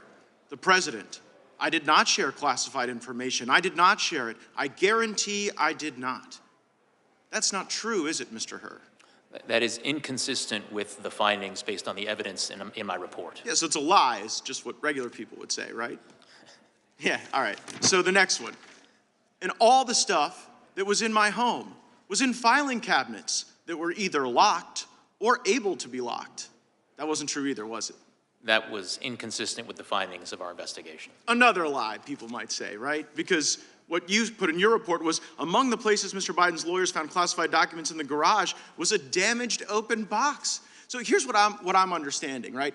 As Mr. Armstrong laid out, you find in your report that the elements of a federal criminal violation are met, but then you apply this senile cooperator theory, that because Joe Biden cooperated and the elevator doesn't go to the top floor, you don't think you get a conviction. And I actually think you get to the right answer in that. I don't think Biden should have been charged, don't think Trump should have been charged. But under the senile cooperator theory, isn't it frustrating that Biden continues to go out and lie about the basic facts of the report that lay out a federal criminal violation? Congressman, I need to disagree with at least one thing that you said, which is that I found that all of the elements were met. One of the elements of the relevant mishandling statute is the intent element, and what my report reflects is my judgment that based on the evidence, I would not be able to prove beyond a reasonable doubt to a jury that that intent element had been met. Right, but the reason you have that doubt is the senile cooperator theory. The fact that Joe Biden is so inept in responding that you can't prove the intent, which again, I don't quibble with that conclusion, but it's frustrating to be like, oh, well, this guy's not getting treated the same way as Trump because the elevator's not going to the top floor, so we can't prove intent. While at the same time, Biden goes out there at the White House and says, well, you know, he just blatantly lies. And what I'm trying to figure out is whether or not Biden's lying because he's still so senile, he hasn't read your report, or whether it's a little craftier and a little more devious and perhaps a little more intentional than we might otherwise think. So I also want to go to this Biden Penn Center. Like, did it give concern to you that the Biden Penn Center, where all this classified stuff was being mishandled, was being floated by foreign governments? Congressman, we were concerned with getting to the bottom of all of the classified documents that were recovered during the course of our... Yeah, but what bothers me is that the money that was paying for the place where the documents were being inappropriately held, it was the Chinese and it was other foreign countries. Did that play into your analysis? Did you look into the $1 billion in foreign funding sources at the Biden Center at UPenn, for example? Congressman, we conducted a thorough, impartial, and fair investigation, and we were very, very concerned with getting to the bottom of all the relevant questions relating to the recovered documents. Did you look into the fact that the Chinese were floating the place where this guy was keeping the documents unsecure? Yes or no? Congressman, to the extent that we identified evidence that was relevant and significant to our investigation, we put it in our report. Okay, well, it seemed relevant to me, maybe not to you. Another thing that seemed relevant to me is this ghostwriter, right? So the ghostwriter purposefully deletes this evidence that seems to be like show culpability of Biden's crimes, and you don't charge him. Why did you not charge the ghostwriter with obstructing justice and deleting evidence? Well, for a number of reasons that are laid out in the report, but in brief, Congressman, yes, when we interviewed the ghostwriter, he did tell us, and I'm trying to get the exact language, that one of the things on his mind, one of the things he was aware of, was that I had been appointed special counsel and was conducting an investigation. Right, so he didn't, just so everybody knows, the ghostwriter didn't delete the recordings just as a matter of happenstance. Ghostwriter has recordings of Biden making admissions of crimes.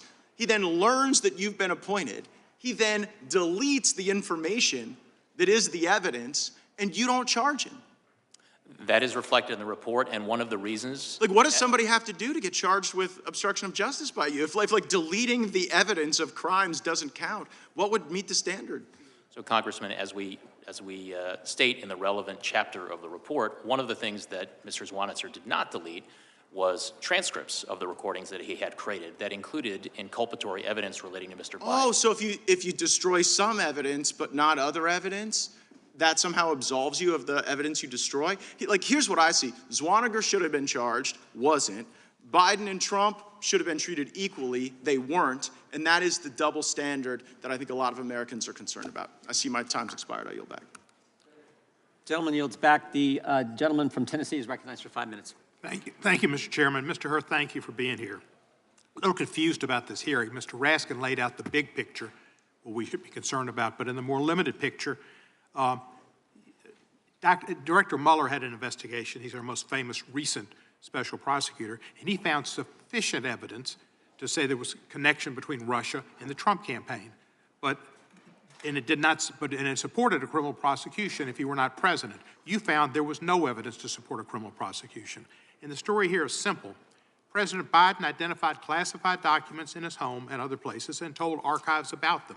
The Independent Department of Justice under Attorney General Merrick Garland appointed you, a former Trump political appointee, as special counsel to fully investigate these circumstances and authorized you to prosecute criminal misconduct. You declined to prosecute because you found insufficient evidence of a crime. Case closed. It makes really a perfect case. You did your job, Mr. Garland did his job, and unlike Mr. Barr, he didn't interfere. Did Mr. Garland ask you to change your report at all? He did not, sir. Didn't redact a thing? No, sir. Like Mr. Barr did, he redacted everything and made the Mueller report look like 180 degrees different than what it was. Mr. Garland did right, and you did right, and I commend each of you. The Department of Justice is independent and allows the special counsels to investigate and prosecute the facts if it's supported. Joe Biden's actions in handling of classified materials is similar to most other former presidents and vice presidents. The exception is Donald Trump. So let's start with some yes or no questions. Did you receive any pressure from Mr. Garland or his staff to make any specific factual finding or legal conclusion? No. Did you receive the resources necessary to carry out your duties? Yes. Do you have any reason to believe that you were treated differently with regard to independence or resources than other DOJ special prosecutors? No. Based on your experience as special counsel, do you have any reason to believe the Attorney General was improperly directing, pressuring, or interfering with Jack Smith or his work? I do not have the basis to answer that question. But your declination, which we treat as thoughtful and apolitical, we should treat prosecutorial decisions by Jack Smith the same way, to the best of your knowledge. Again, I really do not have the sufficient information with respect to Jack Smith's investigation to provide any comment on it. Let me ask you this. If President Biden, in his testimony to you, knew the exact date, January 20, whatever it was, 2009, when he became vice president, and the day when he left being vice president, January the 20th, I guess the first would have been January 20th again, 2009, and then January 20 in 2017. If he knew those dates exactly right, and if he knew the exact date and the instant that Beau Biden died, would that have changed your decision to bring a prosecution? Sir, I cannot engage in hypotheticals about what my decision would have been with different facts. What I did was to make a decision based on the facts and the circumstances that I was presented with, and we did identify during our investigation. But it appears to me, and I think it would appear to the American public, that these minor discrepancies, as far as dates and after a long period of time, was not the basis. It was not the basis for your decision to decline to prosecute. It was the fact that you didn't have the facts, that he acted differently than Trump, that he voluntarily provided the documents, that he complied with the Justice Department, that he didn't try to obstruct justice. Those were the reasons you didn't prosecute him, not because he missed a few dates. Congressman, my reasons for my declination decision are set out in my report, and I stand by the words in the report, sir. Well, thank you. And I think I'm encompassing them in my what I'm saying to you is that there was not anything to do with his memory why he wasn't chosen to be, you chose not to indict him. It was the difference in the facts in the case and how he dealt with it. The fact is, Mr. Biden sat through 5 hours, and he did an admirable job. And he did an outstanding job in the State of the Union, laying out the case for the future of America, for the middle class, for democracy around the world, for standing up to the Russians, not bending down to them. That's what's important. Not if you can be like on the $64,000 question, assuming it was legit, and answering every single question correctly. That's not what you need to be president. To be president, you need to have values. You need to have an understanding of what values America has and needs to maintain to keep the world safe and peaceful. That's dealing with Ukraine. That's dealing with difficult people like Netanyahu in Israel to try to get something done that's correct. That's what Joe Biden does. And understanding Social Security and Medicaid are important institutions that help seniors, not senile people. I mean, I really object to that comment. People, nobody suggests he's senile, and that's disrespectful of senior people with any kind of memory disability. Lots of seniors have memory disability, but they're not senile, and to do such was shameful.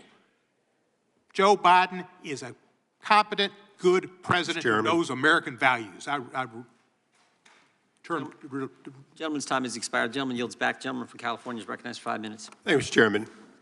Mr. Hur, I'd like to start off by thanking you for a year of hard work and a comprehensive report. I'm going to try not to provide testimony, as some people on both sides are, or provide conclusions, but I do have some questions that lead me to ask you for conclusions. One question is, were there notes of the President of the United States that dated back to when he was a senator that contained classified information? Among the documents that were recovered during our investigation were marked classified documents that dated back to when Mr. Biden was a senator. When he was in his 30s, 40s, 50s? I believe that's correct. And were there documents from the time that he was vice president? Yes. Okay. So there's been a lot to do about, senility, non-senility, poor memory, and so on. But let's just go through something that you deal with as a prosecutor every day. You first start off with a set of initial evidence that indicates there may have been a crime. Is that right? By the time it gets to you, usually you have some evidence that there may have been a crime. I think that is fair, yes. Okay, and in this case, at some point during this investigation where the elements of the crime, including willfulness, were put before you and you reached a personal conclusion that either there was likely guilt or not. Is that correct? Not provable, not in front of a jury, just personal, because you have to make that decision as part of the case, correct? Correct, and I would say I approach the task as I have been trained to as a prosecutor, which is on an iterative basis. The investigation is always uncovering new evidence that you incorporate. Right, so both before, during, and at the end, did you reach a conclusion, notwithstanding his current mental state of being an elderly man with a poor memory and so on, that he did in fact deliberately take documents and held them from back when he was a senator, and we're talking about your personal, not that you could prove it, but personally, did you see a pattern that goes all the way back to him being a senator of taking documents, making notes, and taking them and holding them personally? Congressman, I viewed my task as a prosecutor in this matter to determine what I believed the evidence. No, I appreciate that, and I'm not trying to take away from your conclusion. Some others are debating the conclusion. I'm not debating the conclusion. I just want to go through one element that I think is important. Look, you've prosecuted people in the past and failed to get a conviction. Is that correct? Correct. Okay, you're not a 1,000 perfect batting average. Okay. I can't say that. Yeah. So you went into cases thinking that you would succeed and you didn't. One might say you probably declined to prosecute ones that you might have either gotten a conviction or gotten a plea on. Would you say that's fair to say over your long career? I think that's fair because I take the rules as set forth in the Justice Manual seriously. However, I'm going to presume that you would never prosecute someone you thought was outright innocent. Correct. In this case, did you reach a conclusion that this man was outright innocent? That conclusion is not reflected in my report, sir. Right. So you did not reach that conclusion, or it would have been in your report.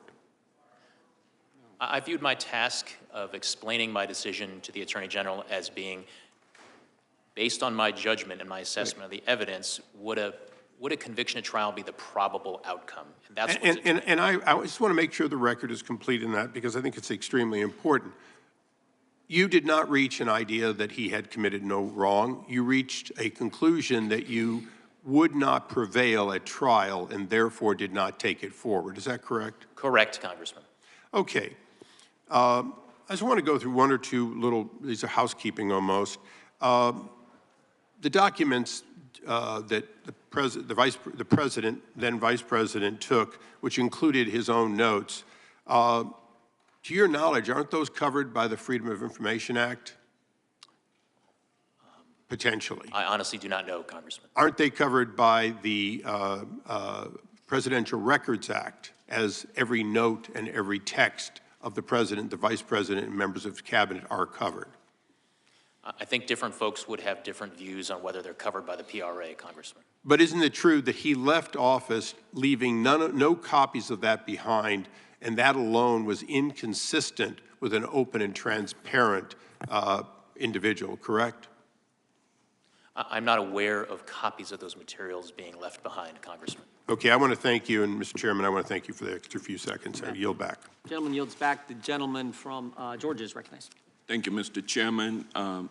Mr. Hur, you've led a distinguished career, earning your law degree from Stanford University, and you served as a student as executive editor of the Stanford Law Review, correct?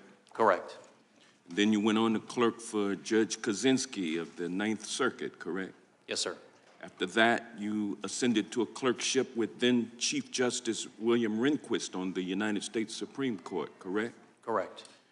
And then you later joined the Daddy Bush Department of Justice as a special assistant to known Federalist Society member and now FBI Director Christopher Wray. Isn't that correct?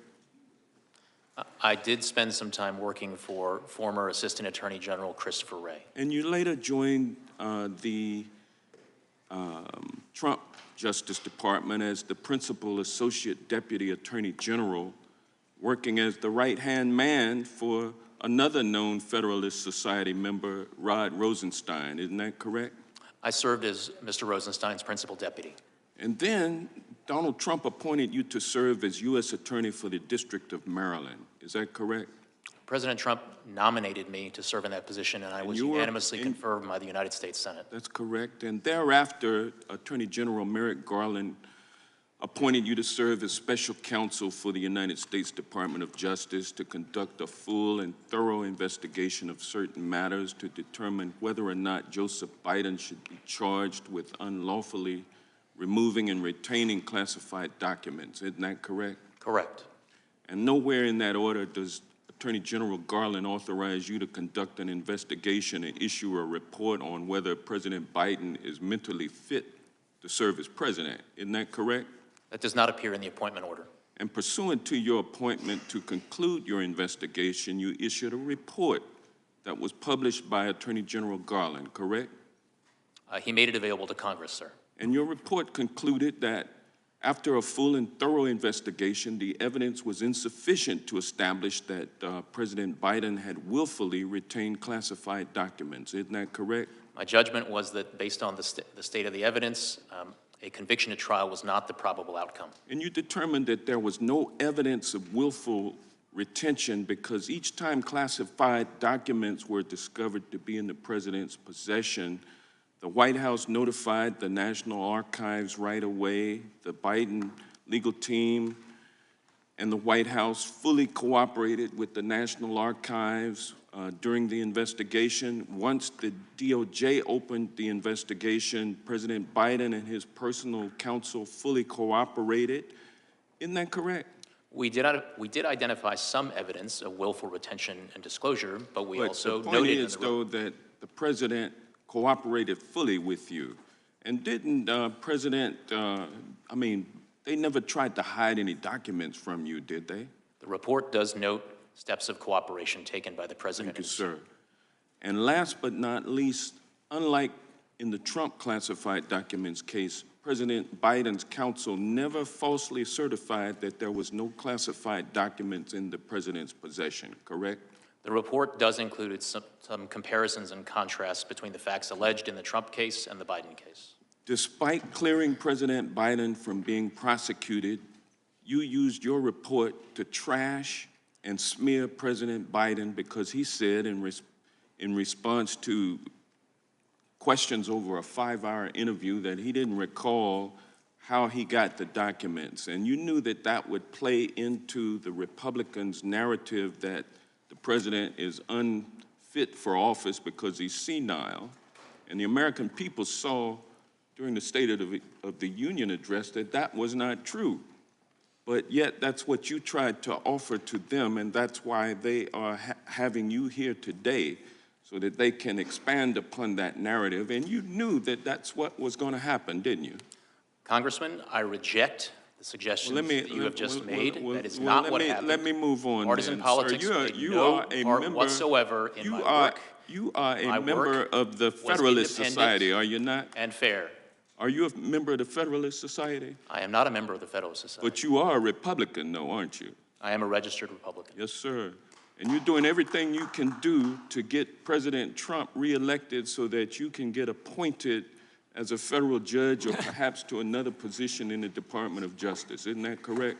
Congressman, I have no such aspirations, I can assure you, and I can tell you that partisan politics had no place whatsoever in my work. It had no place in the investigative steps that I took. It had no place in the decision that I made, and it had no place in a single word of my report. Thank you, sir. Gentleman's time has expired. The gentleman from New Jersey is recognized for 5 minutes. Thank you, Mr. Chairman. Mr. Hur, thank you for being here. You know, I think for the folks that may be watching this at home, they might be a little bit confused, and I'm trying to organize this in my mind as well. The way the president is portrayed in your report and just how we feel about him. Was he a well-meaning, forgetful man, as you said? Or was he a man that was focused on history? Was he a man that maintained and retained these top secret documents that should have been not in his home? And was he a man that wanted to prove he was worthy to be president and that his vision of Afghanistan was better than even President Barack Obama's and that his focus on history was most important to him? Do you know which it is? Congressman, to the extent you're quoting language from my report, I stand by the words in my report. So you stand by that he was, and let me quote you exactly, quote, a well-meaning but forgetful old man. I don't think those exact words appear in the report, Congressman, but to the extent that I use words similar to that effect in my assessment of how a jury would perceive Mr. Biden and the evidence relating to him, including his testimony, I do stand by that assessment. So is it accurate to say that in your interview, President Biden retained and disclosed classified materials as a means to bolster his image as a presidential figure? And I'm going to ask you for yes or no's here because our time is so limited. I believe words to that effect are in my report, Congressman. So the answer is yes. Would you agree that President Biden's intent to showcase his legacy provides a motive for his actions concerning classified materials? Yes or no? It is one of the motives addressed in the report. Yep, to showcase his legacy. Is it accurate to quote your report that classified documents were found in, quote, badly damaged boxes in his garage near a collapsed dog crate, a dog bed, a Zappos box, and an empty bucket? Is that correct? Those words do appear in the report. So that's correct. The answer is yes. Are these secure locations to store classified documents? They are not. Okay, so we got a former vice president who is established to have willfully, purposefully retained classified documents in order to highlight his political stature and show his stature as a presidential figure. We have a former vice president who stored classified documents in very unsecured places. We have a former vice president who will not suffer any consequences for all of these actions, all because we say, well, he's a well-meaning, forgetful old man. You know, if you were kind of a well-meaning, forgetful old man that was driving a car and you forgot what you were doing a little bit and you hit somebody and killed them, I believe you'd be responsible. The law must apply. You know this. to everyone. The standard behind the decision not to prosecute Joe Biden, especially in light of Special Counsel Jack Smith's decision to prosecute President Trump for similar conduct, gives the real appearance of two standards. Just again, so much part of this Department of Justice. Justice for thee, but not for me. Special Counsel Hur, has any former president or vice president besides President Trump ever been criminally charged for knowingly retaining classified information after they left office? Yes or no? No.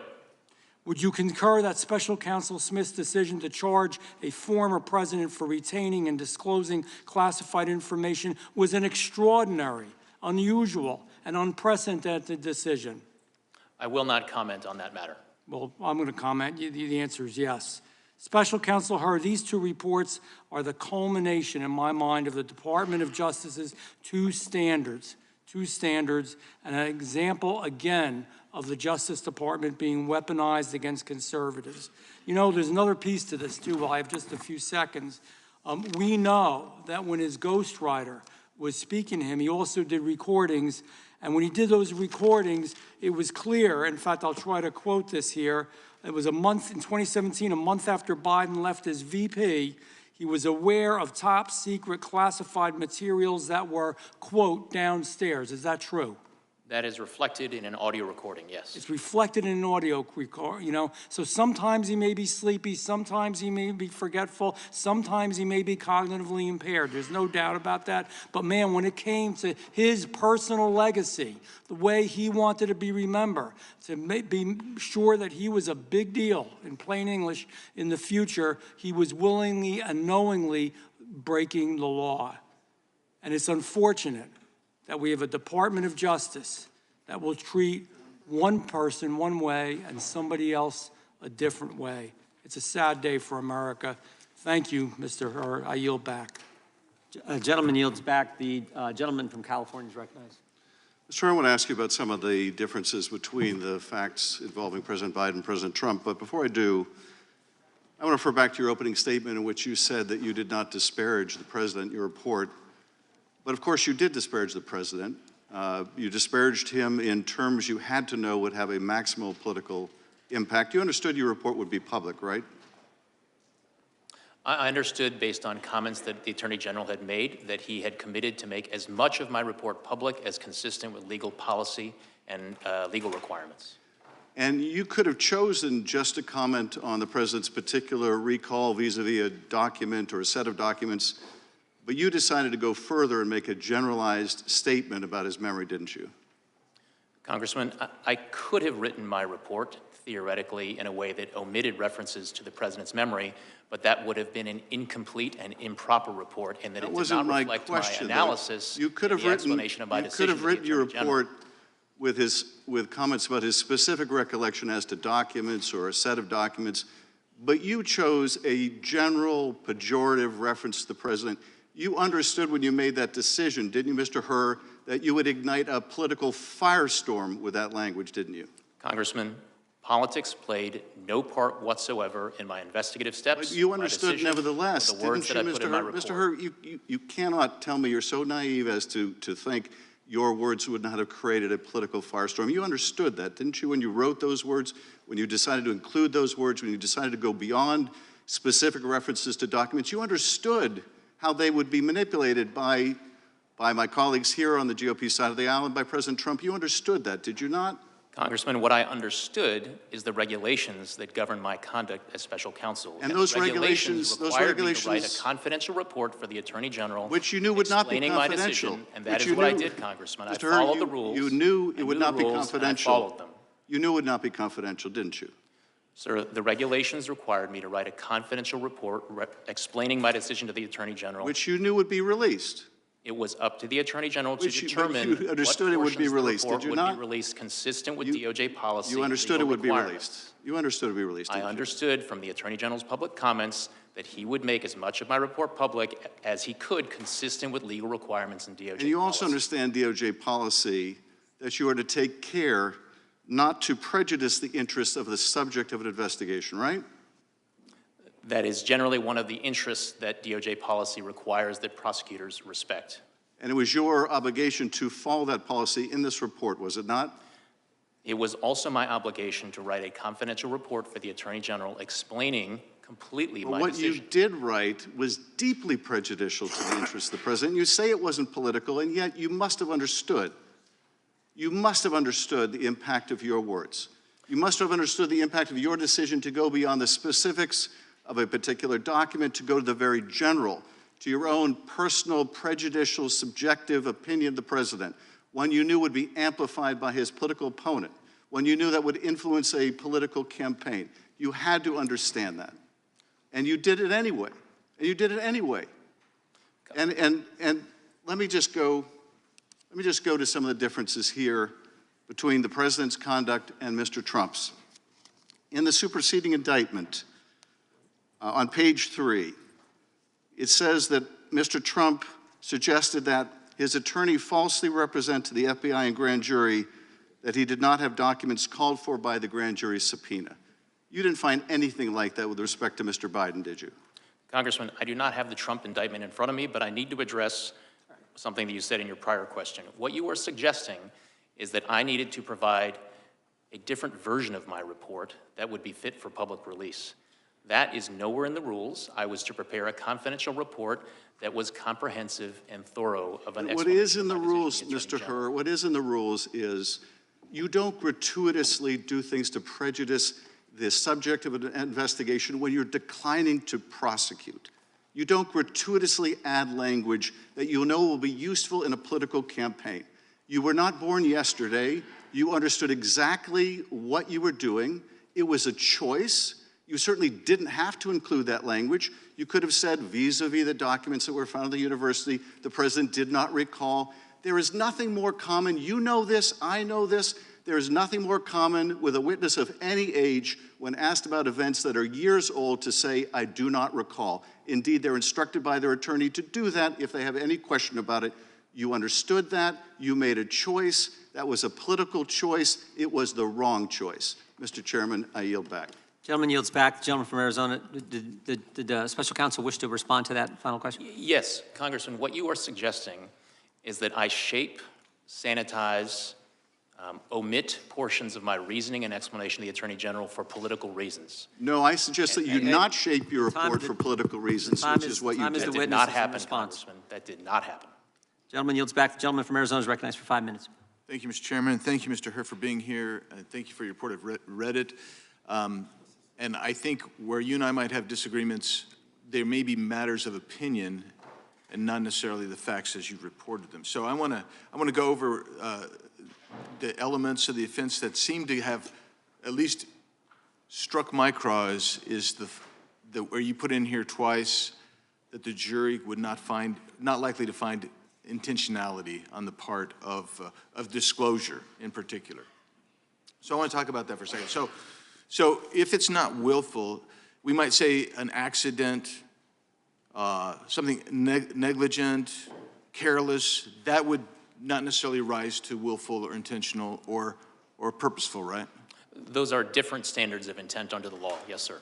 Yeah. So when President Biden misplaced 30 briefing documents in 2010 that had classified material, and they're not sure even if they ever got them all back, or when he was in the Hamptons at a party and he lost what they were calling code words, which is high security information, that wasn't necessarily willful. There was no indication that he purposefully did that. Accidental, negligent. You indicated, don't know if we even got all that information back. We're assuming maybe we did. That would not be willful, right? As reflected in the report, there were certain categories of documents where when we looked into them and investigated how they got to where they ended up or how they ended up being misplaced, we did not identify evidence of willfulness. Yeah, and so if something's willful, you wouldn't say it's ignorant, it's not incompetent, it's not accidental. We'd say something like it's willful, it's intentional, it's purposeful. It indicates really a choice, that you have made a deliberate, conscious decision to act in a certain way. Is that fair? That is fair, Congressman, and as I explained in the report, the standard, the willfulness standard basically involves, can be boiled down to the following things: that you know that what you are doing is against the law when you do it. Correct. So let's take a look at it. And this has been brought up before in February of 2017. He's having the discussion with the ghostwriter. He says, he's at the Virginia house at this point. He says, I just found all the classified stuff downstairs, right? So he knows he's got classified stuff, right? 2 months later, in April, he's at a different location, is my understanding. I think he's now up in Delaware. And as you look at page, let's look at 105, 106 here. He says, Biden reads from a different notebook entry. He reads aloud from notes summarizing a range of issues. We're talking about U.S. military views expressed there by the intelligence community, the DNI, CIA director. And while he's reading those notes, he says, I can't read my own writing. Do you have any idea what the heck I'm saying here? He asked the ghostwriter. The ghostwriter says, well, something, blah, blah, blah. And Biden says this, some of this may be classified, so be careful. Some of this may be classified, so be careful. Now, my immediate response was, okay, so he knows he's got classified docs. He's looking at this, he can't read it. He's giving this to somebody he knows has no security clearance. So he says, hey, read this, but be careful, it might be classified. Next thing, and the guy says, okay. Next thing he says, well, I don't know if it's classified or not. I'm suggesting to you, and this is where you and I have a difference of opinion. When you say something like, hey, look, this may be classified, be careful. That warning to be careful because it may be classified, that indicates guilty knowledge. That indicates he might know something more than he otherwise would have. And it indicates, then they go on and they read it. As you point out here, he reads classified information, and it's still classified today. That's on page 106. So when you look at this, it's hard for me to say, well, he was ignorant, he was incompetent, he was accidental. No. He had guilty knowledge. He knew and told the guy that he's going to expose that classified material to, hey, be careful. Be careful. It may be classified. That indicates something a little bit more than mere knowledge. Indicates that he has some intent there. Because the next thing he should have said is, hey, I don't know if it's classified, but we're going to skip over this until that's resolved. He didn't do that. What he said is, read it anyway. Yield back. Gentleman yields back. The gentleman from California is recognized for 5 minutes. Mr. Hur, I was moved by your parents' immigrant story and how that has shaped you. And their story is a story that so many of us know through our constituents. It's the story of America. It's a story that the guy who appointed you would end if he was in charge again. It's a story that most of the folks on the other side of the aisle seek to block every day in this room, but it's a story that's persuasive. You want your report to be received with credibility, is that right? My goal was to provide a thorough explanation of my decision to the Attorney General as I was required to do. And as I said in my opening statement, I felt that I needed to show my work. And you want to be received as credible, right? That would be helpful and laudable, yes. Well, a lot has changed since 2018 for the person who appointed you, former President Trump. Since you were appointed, he was impeached for leveraging 350 million U.S. taxpayer dollars over Ukraine to get dirt on President Biden. He was then impeached a second time for inciting an insurrection. He was charged for possessing classified documents and obstructing justice. He was charged for paying for the silence of a porn star. He was charged in Georgia for his role in January 6th. He was charged in the District of Columbia for his role in January 6th. He owes $400 million to the state of New York for defrauding the state through his taxes, and he has been judged a rapist. You want to be perceived understandably, as credible. And so I want to first see if you will pledge to not accept an appointment from Donald Trump if he is elected again as president. Congressman, I'm not here to testify Seems like an today easy about answer, what will happen in the considering future. what I just laid out. I'm here to talk about the report and the work that went into it. And But you don't want to be associated with that guy again, do you? Congressman, I'm not here to offer any opinions about what may or may not happen in the future. I'm here to talk about the work that went into the report, which I stand by. There were no limits on you as to what you could charge President Biden by the Attorney General, is that right? The decisions that I made that are reflected in the report are my own. And you did not bring any charges, is that correct? Correct. There were no limits on John Durham and his investigation of the prior administration when he was special counsel, is that right? I don't believe I have the information required to answer the question about the Durham investigation. Well, he sat in the same chair that you're sitting in. He told us that he also investigated President Biden and President Obama and did not bring any charges. President Biden sat for an interview with you over 2 days for approximately 10 hours, is that right? A little over 5 hours, Congressman. Over 2 days? Correct. You know, that's in sharp contrast to a guy who did not sit for an interview when the Mueller investigation took place, that was Donald Trump, did not sit for an interview when he was impeached in this committee room by the Judiciary Committee, did not sit for an interview when the second impeachment occurred and he was invited to sit for an interview for his role in January 6th, and did not sit for an interview in the January 6th January 6th case or the classified documents case. Chairman also has not sat for an interview in his own subpoena, but Joe Biden has. I now want to turn you to the transcript and day 1, page 47. You said to President Biden, you appear to have a photographic understanding and recall of the House. Did you say that to President Biden?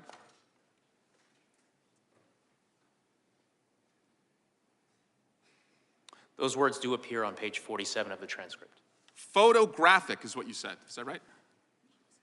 That word does appear on page 47 of the transcript. Never appeared in your report, though. Is that correct? The word photographic? That does not appear in my report.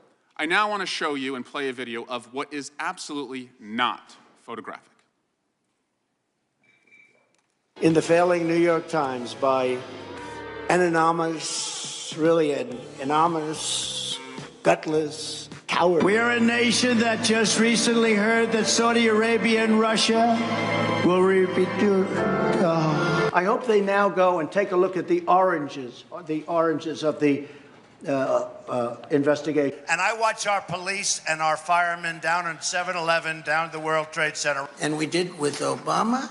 We won an election that everyone said couldn't be won. This is the very definition of totalitarianism. And let me begin by wishing you a beautiful, look, you remember this? Do you remember? God bless the United States. The windmills are driving them crazy. They're driving the whales, I think, a little batty. And I went to Puerto Rico, and I met with the president of the gentleman yields back. The chair now recognizes the gentleman from North Carolina. Thank you, Mr. Chairman. Mr. Hur, I'm way down here at the end of the dais. I think today the Justice Department released the transcripts of the interviews with President Biden. Are you aware of that? I understand that to be true, yes. Did you have any involvement in the decision or the timing of the release of the transcripts? No, Congressman. Did you make any recommendation about the release of the transcripts or being done or not?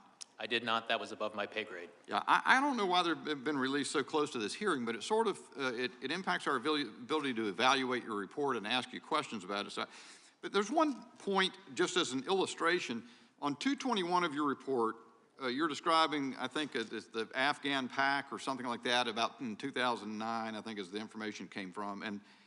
And you say, as one reason not to prosecute, Mr. Biden says, in addition, Mr. Biden told us in his interview that he does not recognize the marking confidential as a classification marking. To him, the marking means the document should be held in confidence, but not necessarily that it is classified. And footnote 866 is a reference, and it refers to the Biden 10-9-23 transcript at 24 and 25. Now, we have that now, but we haven't until this morning. But I just want to read from that exchange. This is on page 24 at line 15. Mr. Crickbaum. So this is a typewritten document. It's got a confidential, what appears to be a stamp at the top. And the top of the document indicates it's from the American AM Embassy, Kabul. It's dated what appears to me to be November '09. The only question I have for you about this, Mr. President, is the confidential marking. Do you recognize that to be a classification marking? President Biden, no. I mean, confidential doesn't want to get around. It's not in a category, I don't think, of code word, top secret, that kind of thing, but I don't even know where it came from. Mr. Crickbaum, are you familiar with confidential as a level of classified information? President Biden, well, if I got a document that said confidential, it would mean that no one else could see it but me, and you give it, or the people working on this issue. Mr. Crickbaum, and are you aware that among certain categories of classified information, there is top secret, secret, and there's also a category of classified information called confidential? Is that something that you are aware of or not? President Biden, yes, I was aware of it. I don't ever remember when I got any document that was confidential that was meant for me to read and or discuss with the people who sent me the memo, so. And then it trails off. So as I read those answers, they're equivocal. He at first says he doesn't know. Do you recognize that to be a classification marking? He said no, and then goes on to explain. But then Mr. Crickbaum came back and he said, are you aware that among certain categories of classified information, there's also a category of classified information called confidential? And he says, yes, I was aware of it. So Mr. Hur, just in that one instance, there seems to be a discrepancy between the conclusion in the report or the summary of the evidence in the report and what the transcript says. Can you offer any guidance to this committee why you would put that summary in your report as opposed to saying that he gave inconsistent answers, or in fact, why didn't you nail down in the transcript which was the right answer? He's given answers that says no, and then he says yes. Why didn't you pursue it until you knew? Congressman, the report reflects our best efforts to summarize and characterize the evidence in the investigation, including the investigation received from the president himself during our interview of him. But as you point out, the transcripts of the president's interview over 2 days are now available to the committee for their inspection, and the members are able to draw their own conclusions based on the transcripts that are now available to them. Well, and I appreciate your answer.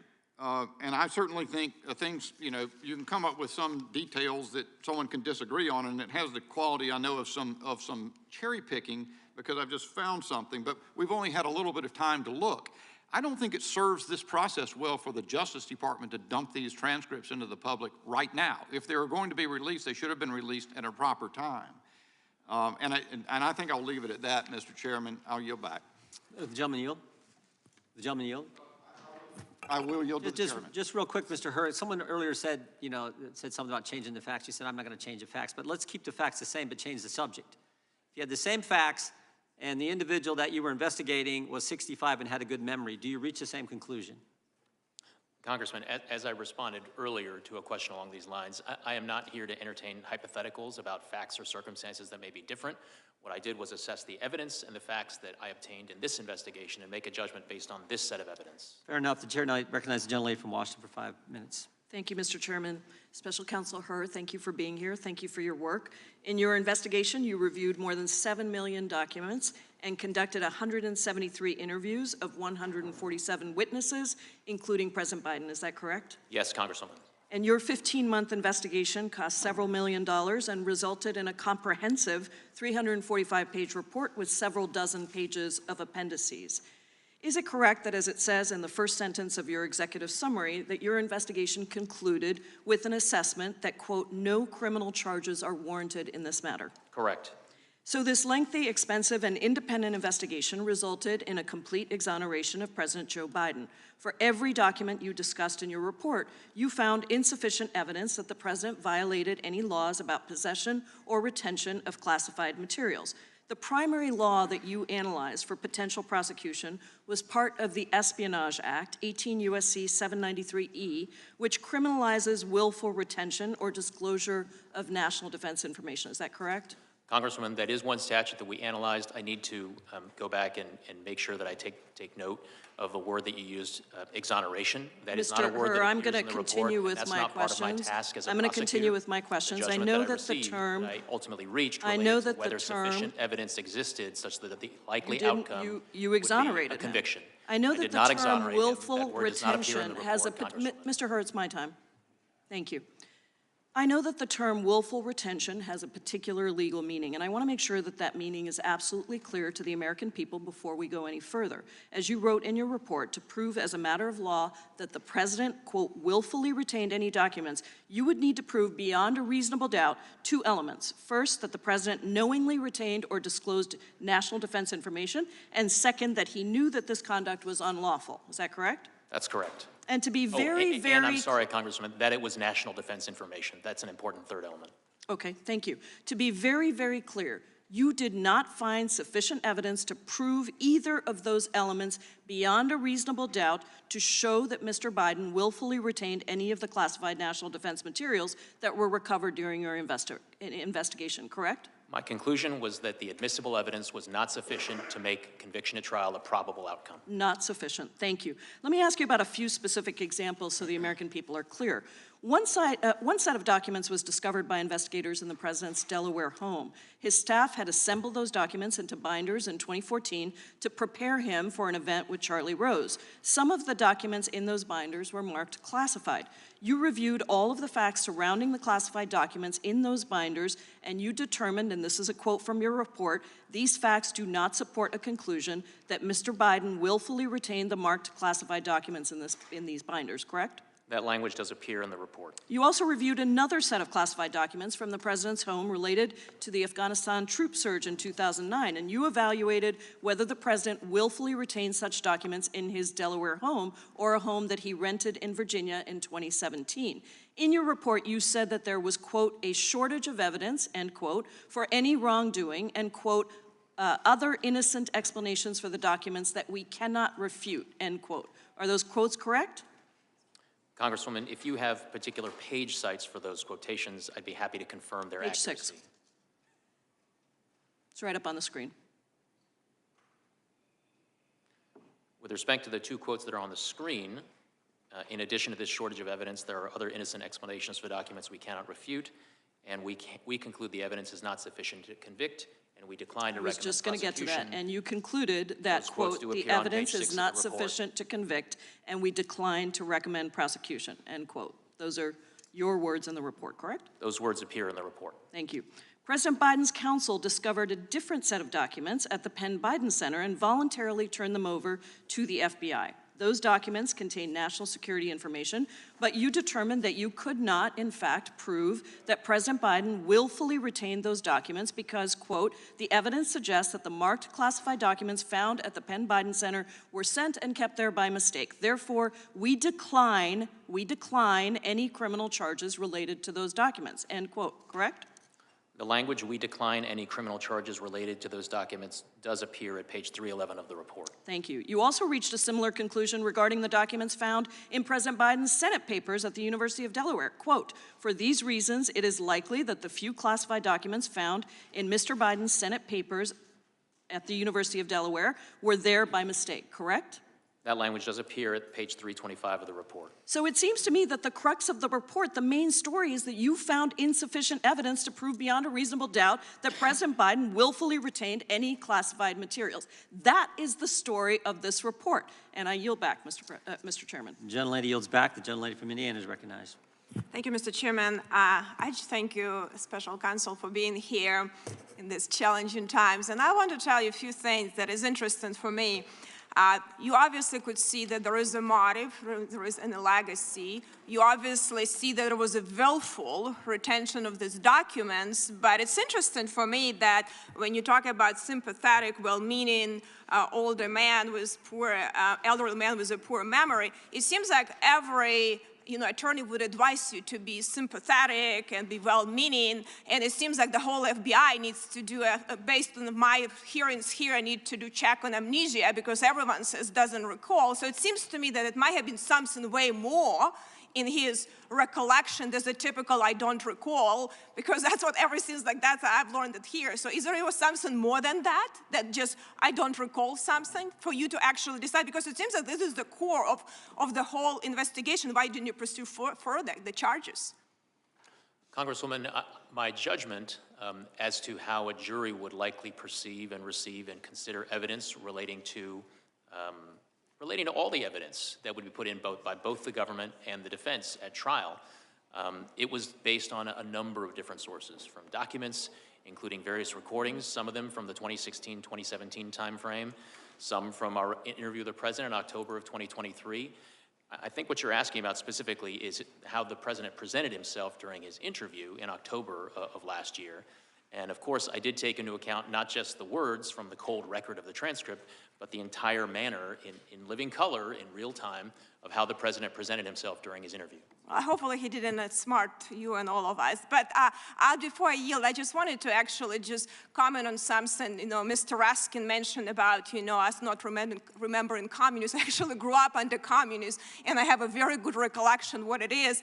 And unfortunately, Terrence I on the rise, on the march, which he said, unfortunately, they've been emboldened by, President Obama, now by President Biden too. And unfortunately, our government and Department of Justice is really now resembles, a tyrannical government. It's sad for me to see that, but I'm going, and with a really double standard what we have there, but I'm going to yield to Chairman Jordan the rest of my time. Thank the gentlelady for yielding.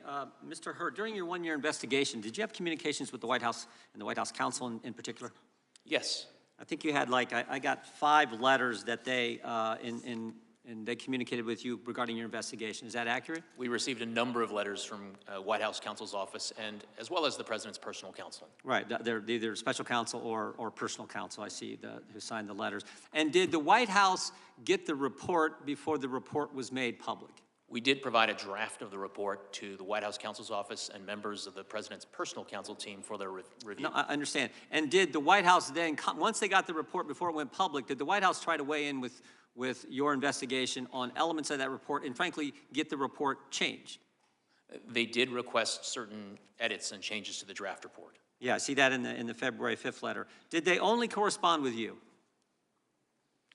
I'm sorry, Congressman, are you asking if they corresponded with anyone else on my team? Once you gave the report to the White House, yes, they saw changes. I have one letter here that's addressed to you on February 5th. And they said, we're pleased that after more of a year of investigating, you've determined, they respond to the report. And then they disagree with your, they asked for you to change some of the things you had in your report, namely the fact that the president's memory was not very good. You remember that? Yes, sir. Okay, but I also have 2 other letters. One on February 7th to Merrick Garland, where they raised the same concern, and then on February 12th, where they go to the DAG, Bradley Weinsheimer. You familiar with those? I am familiar with those letters. Bradley Weinsheimer is an assistant or associate deputy attorney general. Right, associate DAG, the ADAG, right? Yes. And Merrick Garland, of course, is the attorney general. So yes, you're familiar with the fact that they went over your head? They were certainly entitled to write whatever letters they wished to Mr. Weinsheimer and to the attorney general. I just find that interesting. The White House they're communicating with you throughout this one-year investigation, and then the White House says, "Oh, we're going to go to the principal's office, and we're going to talk about Mr. Hur's report." Do you find that interesting? As I said, they were free to correspond with whomever in the federal government they wished to correspond with. I did engage in numerous communications with them during the course of the investigation, and as is reflected in the special counsel regulations, the Attorney General did provide oversight of my investigation. Understand. I thank the gentlelady for yielding and yield back. The chair now recognizes the gentleman from California for 5 minutes. Thank you, Chairman Jordan. I want to first say that the House Judiciary Committee is responsible for helping to enforce the rule of law. Unfortunately, the actions of this chairman in ignoring a bipartisan congressional subpoena have damaged the ability of this committee to get information from witnesses and damage the rule of law. Now, Mr. Hur, thank you for being here today. Thank you for sharing your compelling immigrant story that just goes to highlight how America is a nation of immigrants. I'm going to ask you a series of questions, yes and no questions. They are not trick questions. They're simply designed to highlight what you already found in your report, which is that there are, quote, material distinctions, end quote, between President Biden's case and Mr. Trump's case. So here's my first question. In your investigation, did you find that President Biden directed his lawyer to lie to the FBI?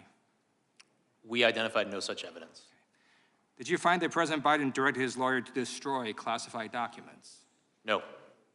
Did you find that President Biden directed his personal assistant to move boxes of documents to hide them from the FBI? No. Did you find that President Biden directed his personal assistant to delete security camera footage after the FBI asked for that footage? No. Did you find that President Biden showed a classified map related to an ongoing military operation to a campaign aide who did not have clearance? No. Did you find that President Biden engaged in a conspiracy to obstruct justice? No. Did you find that President Biden engaged in a scheme to conceal? No. Each of the activities I just laid out describe what Donald Trump did in his willful mishandling of classified information and his criminal efforts to deceive the FBI. In contrast, President Biden handed over documents without delay and complied fully with investigators. Mr. Hur, in your report, you write that, quote, according to the indictment, Trump not only refused to return the documents for many months, but he also obstructed justice by enlisting others to destroy evidence and then to lie about it, end quote. You also say that if proven, these would be, quote, serious aggravating facts, end quote. Do you still stand by your analysis? I do. Okay. I have a few more questions as well. In your investigation, did you find that President Biden set up a shell company and covertly paid $130,000 in hush money to an adult porn star? No. Okay.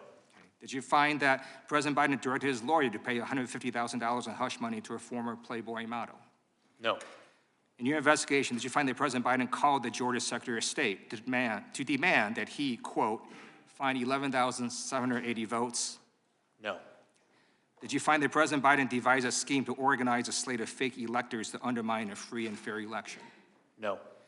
Did you find that leading up to January 6, 2021, President Biden urged his supporters to travel to D.C. and to storm the Capitol? No. Thank you. Each of these activities I laid out describe what Donald Trump did, his efforts to bully election officials, overturn the results of the election, and deceive the American people. That is why Donald Trump has been indicted in not just one, not just two, not just three, but 4 criminal cases. I yield back. Gentleman yields back. The gentleman from Wisconsin is recognized for 5 minutes. Yeah, I just want to go do a little repetition, Mr. Hur, in regards to the chairman's questions from a few minutes ago. So is it correct on that February 5th letter that was sent to you asking you to change references to the president's poor memory? Wasn't there a request by the White House to do that? There was a request, yes. And, Mr. Chairman, I think the record should show that the gentleman from Maryland earlier said that that was not the case. I think he said, nor did he seek to redact a single word of Hur's report. Obviously, Mr. Hur is telling us differently here. And didn't the White House then go to the Attorney General himself and say that he would like to see changes to the references in regards to the president's memory? The White House counsel did send such a letter. So if this president was 60 years old rather than 80 years old, would you prosecute him? Congressman, as I've said before, I cannot engage in hypotheticals. I address the facts and the evidence as I found them in There this was an matter. 80-year-old grandma that came to Washington, D.C. a few years ago, did not commit a violent crime, committed a crime, but did not commit a violent crime, and she was fully prosecuted. Doesn't that seem like it's a dual system of justice where the president is above the law? Congressman, I don't know the facts and the details of this other case that you're referencing with this other person. You say that the president is unlikely to reoffend in the future. I believe that was a quote that you put in the report. Is that correct? I believe that's in Chapter 13. How so? How is he unlikely to reoffend in the future? How do you come to that judgment? As I say on page 254, any deterrent effect of prosecution would likely be slight. We are not concerned with specific deterrence, as we see little risk he will reoffend. Well, isn't it because he's now the president and he has almost unlimited authority to to release documents. Isn't that correct? I mean, as a vice president, he didn't have that authority. Now that he's president, isn't it easy to say that he's unlikely to reoffend because he's got almost unlimited authority to release these documents? Well, that statement was based on that assessment of the likeliness of reoffending from this particular person, President Biden, is based on a number of factors, including the authority that he has now with respect to classified materials, as well as the experience that he's had going through a special counsel investigation. Yeah, but look back at 2011. There were multiple instances where he was informed by his staff and they ratcheted it up to where there was a formal process. You're saying he's learned from that when he's proven that he hasn't? I mean, that goes all the way back to 2011. Congressman, what I'm saying in the report at page 254 is that he's a repeat offender, Mr. Hur, isn't he? What I say... Let me move on to, I'll move on to something else here. You said he had strong motivations to ignore the proper procedures for safeguarding classified information, and he provided raw material to his ghostwriter that would be of interest to prospective readers and buyers of his book. And I think you said something about he viewed himself as a historic figure, correct? I believe those words do all appear in the report. Yeah, and he was also doing this for business purposes, that there may be people that would want to buy his book. Towards the end of his vice presidency, Mr. Biden had resolved to write a book and began work on it towards the end of his vice presidency. You know, I think, Mr. Chairman, this is really consistent with the Biden family when you look at them in trying to enrich themselves. I mean, you're familiar with the work that the Oversight Committee has done over the last year, right? I have read some reports of it. I mean, 20 phone calls that were made to his son that he denied in 2019, 20 shell companies that were created, over $20 million. I mean, doesn't it appear there's a pattern here that where I come from, they almost call it money grubbing? Congressman, what I'm here to testify about today is the work that I conducted in this investigation and in this report. So I want to thank you for the work that you did as far as you could, but unfortunately, you are part of the Praetorian Guard that guards the swamp out here in Washington, D.C., protecting the elites. And Joe Biden is part of that company of the elites. And you see it in the things that the Department of Justice has not acted on, Mr. Chairman. I mean, you look at the president's son, who does not have to answer for lying on his Form 4473 in regards to throwing away a weapon. You see it where the Department of Justice fends off the IRS when the whistleblowers come with this information. And now we see it once again, where a president believes he is above the law. And there is no doubt that this president does believe he's above the law. I yield back, Mr. Chairman. The gentleman yields back. The gentleman from California is recognized. Thank you, Mr. Chairman. Mr. Hur, welcome. I also concur, and let me echo what's already been said by my colleagues, that your personal story of being an immigrant, your family immigrants to this country, the way you've contributed to the greatness of this country shows why America is great, the great immigrant story. Thank you for being here, Senator. First question to you is, you're a Republican? I am, sir. Does that stop you from a thorough and fair investigation? I certainly hope not, and I know not. This story is really proof of the old saying that the cover-up is worse than the crime. President Trump and President Biden handled their classified materials differently, wouldn't you say? My report includes an assessment of the alleged facts in the pending indictment of former President Trump and a comparison to the facts that we found in this case. But clearly the handling of these documents was night and day, correct? Congressman, do you have a specific aspect of the handling of the documents that you have in mind? Well, you know, President Trump intentionally took classified materials and obstructed justice to ensure that those materials wouldn't be taken from him, and he refused to work with law enforcement. Is that correct? My report reflects no findings of obstructive conduct on the part of Let me ask you another question. President Trump has been indicted in the U.S. District Court of Southern Florida on 40 counts related to his possession of classified documents. Is that correct? I don't know the exact number of counts, but I know that an indictment is pending in that district. Mr. Hur, you even wrote that after being given a number of chances to return classified documents and avoid prosecution, President Trump allegedly did oppose. And according to the indictment, he not only refused to return those documents over for many months, but he also obstructed justice by enlisting others to destroy evidence and lie about them. Compare and contrasting to President Trump turned classified documents over to the National Archives and the Department of Justice, and he consented to searching his home and other locations. Wouldn't you say that's night and day when it comes to cooperation with law enforcement?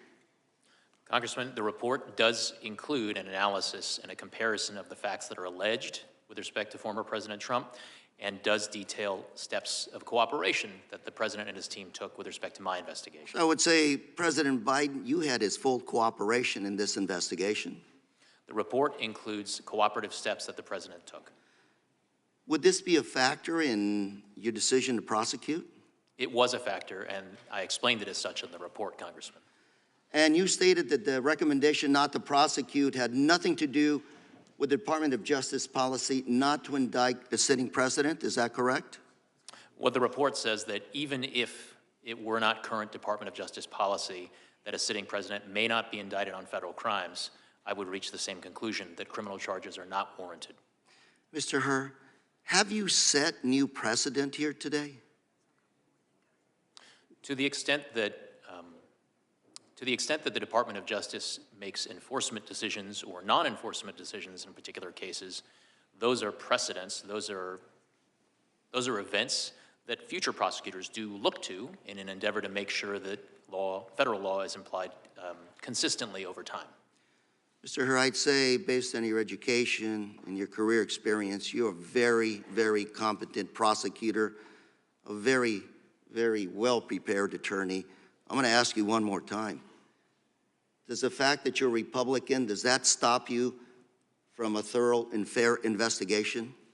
No, partisan politics had nothing to do with the work that I did or the report that I wrote or the decision that I reached. Thank you very much for being here. And Mr. Chairman, I yield. Gentleman yields back. Gentleman from Wisconsin is recognized.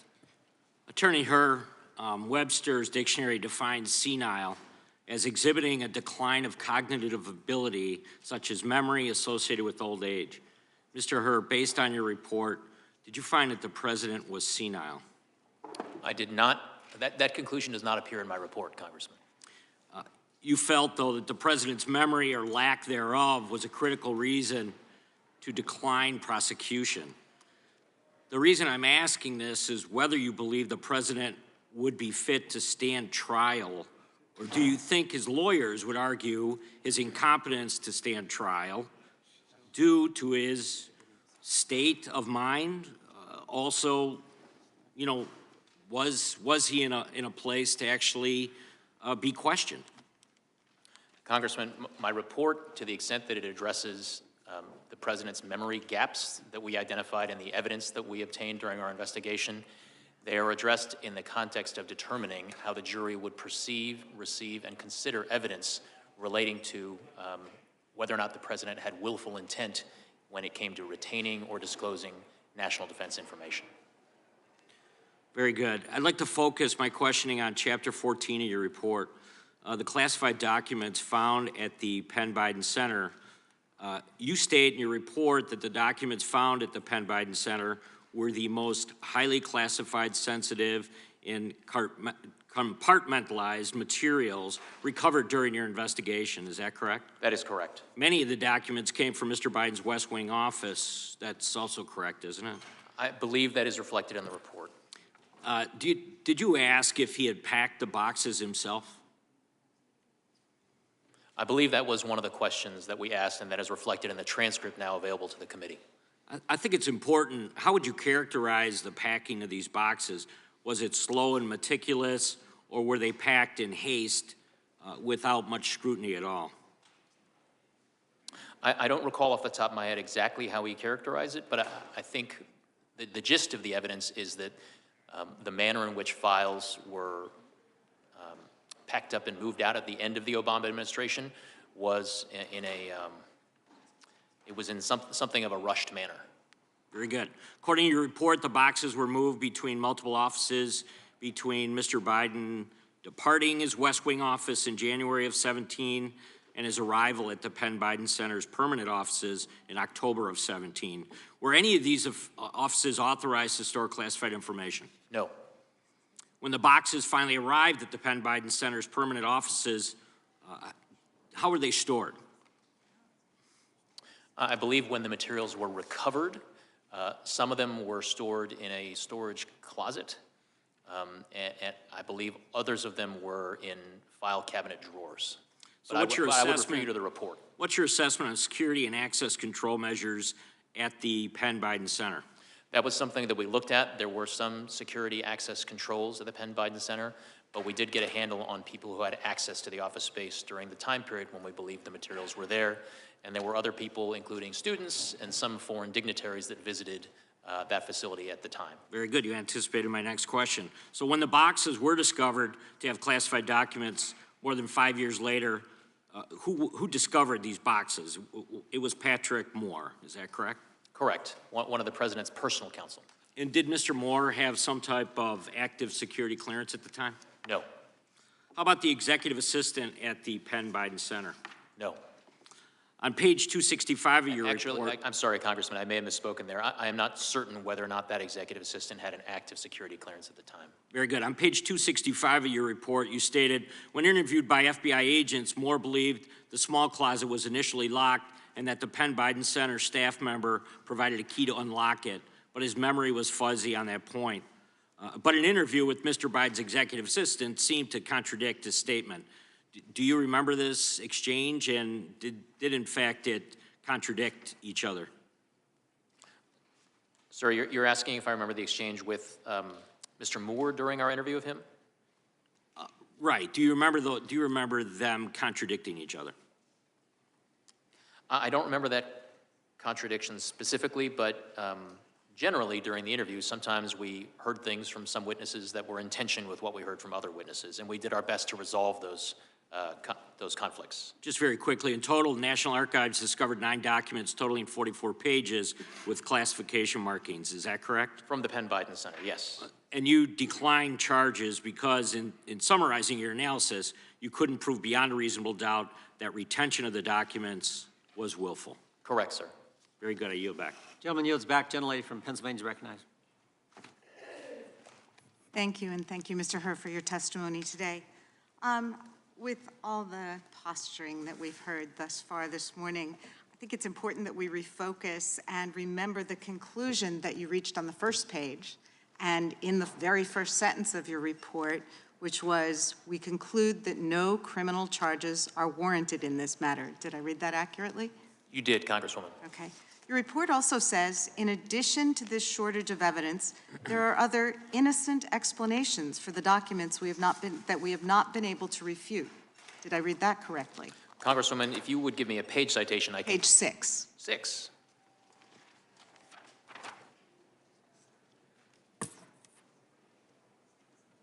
Yes, I see that language on page 6. Okay, thank you. Now, in addition to those conclusions, your report details several material distinctions, as you called them, between President Biden's actions and former President Trump's mishandling of classified materials. The facts are that President Biden cooperated with your investigation. Is that correct? He did. And his team notified authorities when they discovered classified documents, and he turned them over immediately. Is that correct? Yes. He consented to multiple searches of his home and other properties. Is that correct? Correct. And he voluntarily sat for an interview with you. Is that correct? Correct. But when it comes to Mr. Trump's treatment of classified materials, your report states that, according to the criminal indictment against him, he refused to return classified documents in his possession for many months, despite having multiple chances to do so, and he obstructed justice by enlisting others to destroy evidence and lie about it. Is that correct? Correct. Now, you noted in your testimony that the specific comments you made about President Biden's memory have gotten a lot of attention.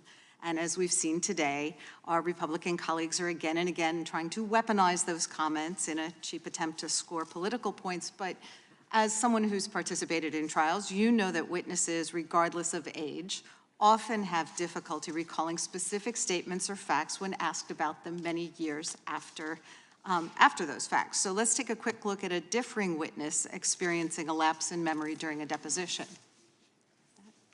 Your next wife was a woman by the name of Marla Maples. Right.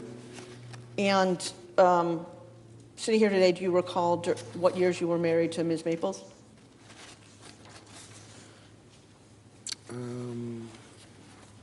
I'd have to get the exact dates for you. I can do that. Am I correct that you married your current wife in January 2005? I don't know relative to that In tape. what years were you the owner of the Plaza Hotel? I don't know these. James Webb. I don't remember the names. Don't remember the name. So you don't remember saying you have one of the best memories? I don't remember that. Okay. I remember you telling me, but I don't know that I said. So I would also add that Mr. Trump told lawyers, I don't remember, 35 times in his deposition for a lawsuit over Trump University. And in response to questions from special counsel Robert Mueller, he answered, did not remember or could not recall 27 times.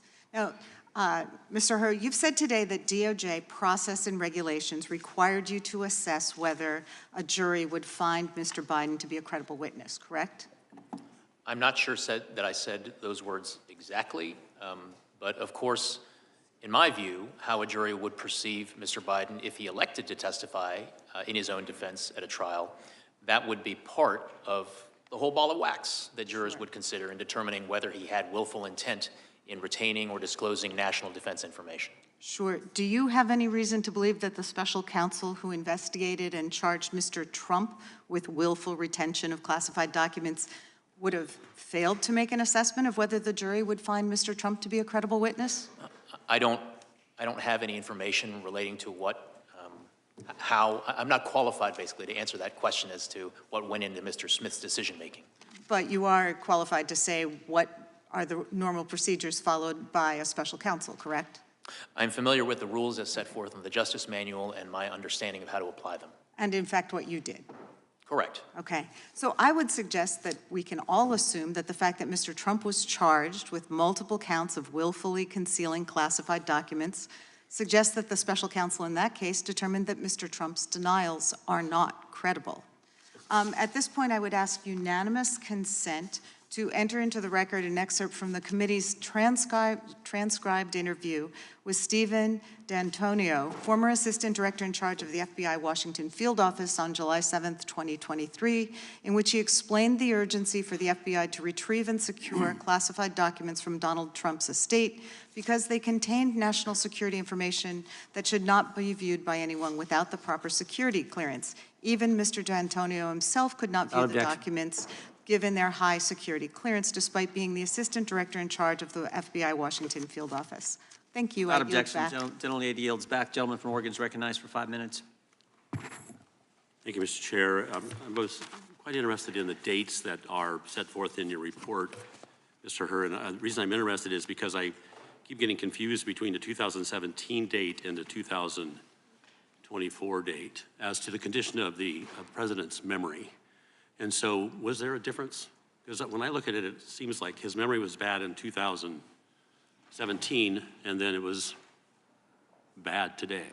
But there's never any distinction made. But isn't it true that if you were going to be looking at at prosecuting as you were, you would look carefully at his condition in 2017? Isn't that the proper time? Because I think you say in your report that your best case, I think you call it out, the best case for charges would rely on Mr. Biden's possession of Afghanistan documents in his Virginia home in February 2017 when he was a private citizen and when he told his ghostwriter he just found classified material. That's the best case as you say it. Yes. And then you work your way through a series of defenses against your best case. So you were looking at his condition in 2017. And do I have that right? You do, Congressman. And his memory was bad then. We can draw our conclusions whether it improved over the next 6 years or not.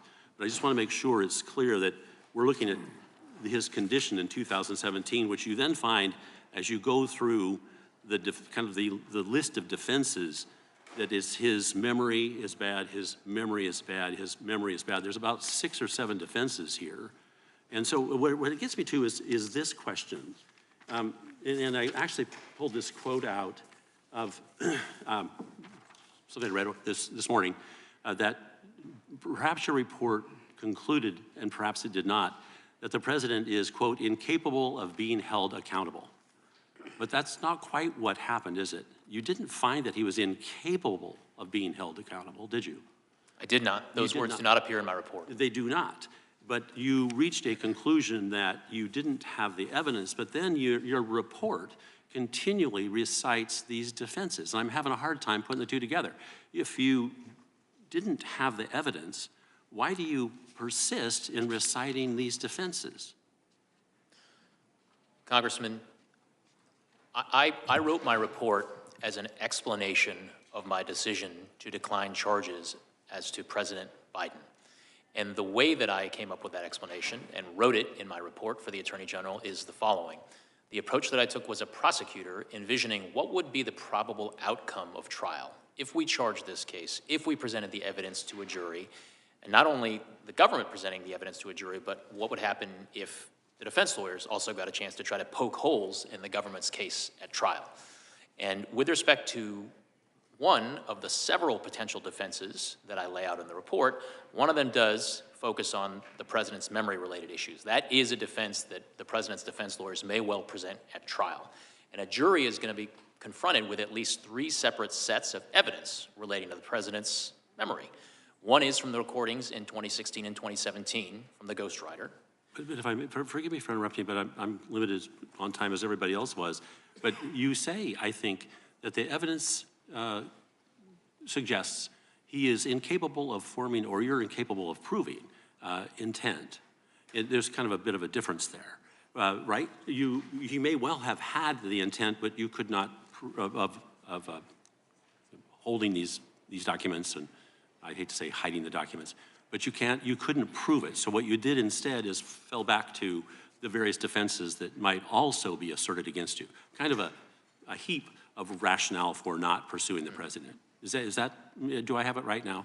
Congressman, I think we're on the same page. I think what I'm trying to convey is that the way that prosecutors assess the strengths and weaknesses of their case is to think through, hey, in the government's case in chief, here's the evidence we're gonna present, and the jury might be with us. But that's not the end of the trial. The trial also has to include presentation from the defense lawyers. You're correct, and I'm a lawyer. I've tried cases, so I get it. Your report is not an exoneration so much as a determination that the evidence as you saw it would not overcome the defenses that you had identified, plus whatever lack of evidence you perceived. So it's not an exoneration, is it? The word exoneration does not appear anywhere in my report, and that is not my conclusion. The other thing that's of interest, and I think you were misquoted, you said something about, or someone, I think it was Mr. Raskin, suggested that you, well, I'm going to run out of time, but I appreciate the work you do as a prosecutor, and I yield back. Gentleman yields back. Mr. Hur, we've been at this close to 3 hours. We will, if you can hang with us, we'd like to keep going. There's a chance we could complete votes by the time we have to go to votes on the House floor, which would be about 1:40.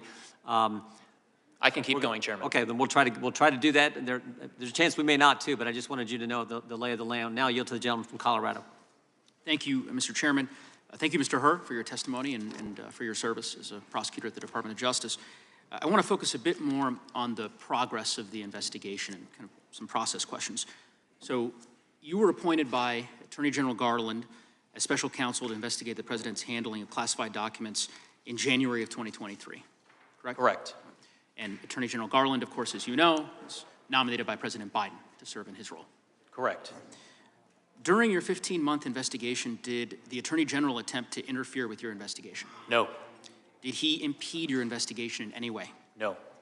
Did any other member of the Department of Justice or within the administration refuse to cooperate with your investigation? No. Were you ever denied access to materials, witnesses, resources from Attorney General Garland that you might have needed during the investigation? No. You submitted, I think this is right, your final report to Attorney General Garland on February 5th of 2024.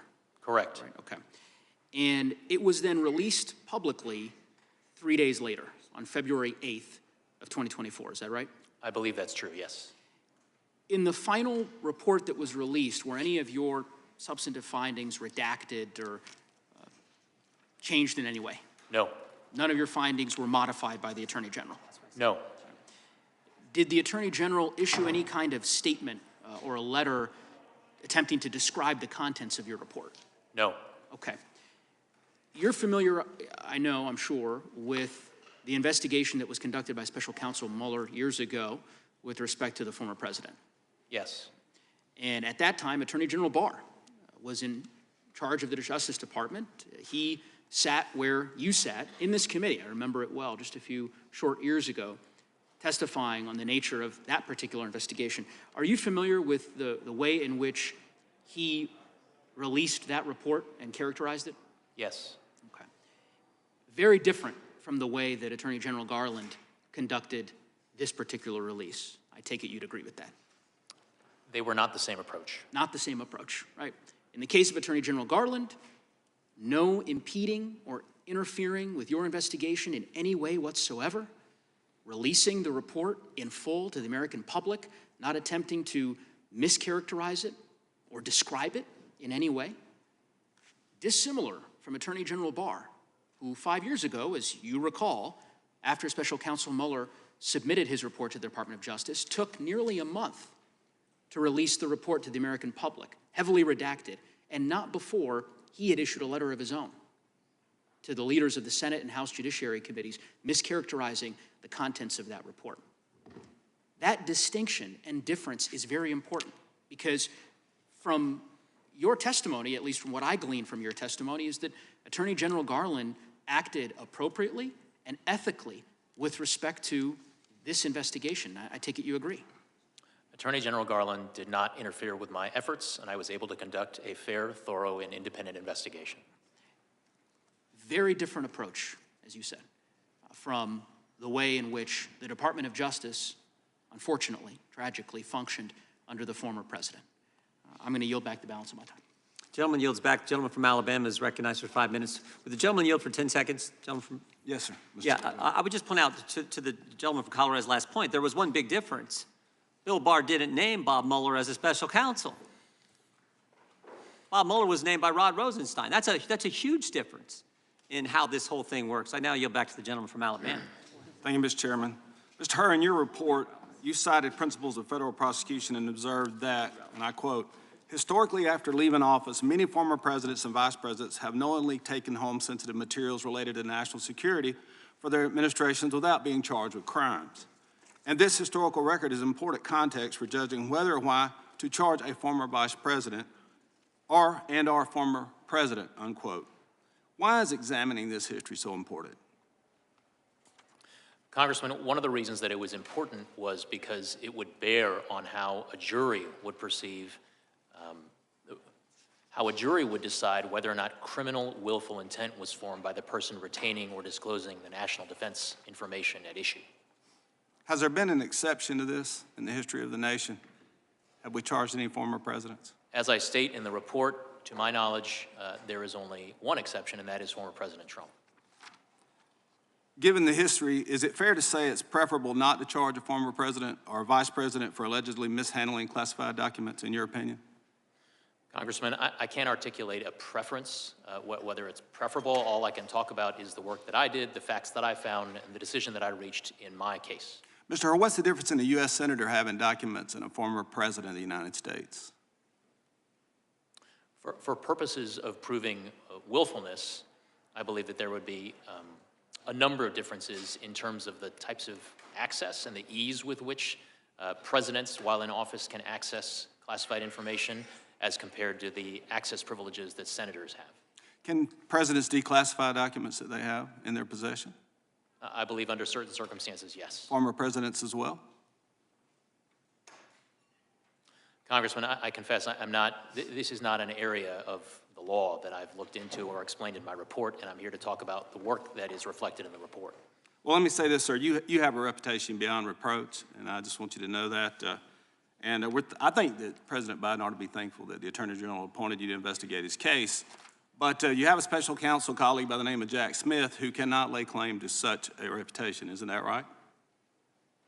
I have no opinion. I don't have anything to say about it. In fact, Jack Smith, whom Biden Justice Attorney General Garland appointed to investigate President Trump, has a reputation, according to deep-rooted reporting from the Washington Times, as an overzealous prosecutor who relies ethically or on ethically dubious tactics, unquote. And his prosecutorial record is replete with a quote, let me say this, string of mistrials and overturned convictions. Actually, Chief Justice Roberts once rebuked Mr. Smith's prosecutorial theory as a boundless interpretation of federal bribery statute. That did not comport with the text of the statute or the precedent of this court, according to the Supreme Court Justice. And so, you know, my question is, do you think in the case of Jack Smith, do you think justice is blind when he's looking at President Trump? Since we've never done this in the history of the country, is justice truly blind? Sir, I'm not here to express any opinions with respect to a pending case against another defendant. I'm here to talk about the work that I did with respect to the investigation relating to President Biden. Mr. Chairman, I'll yield the balance of my time back to you.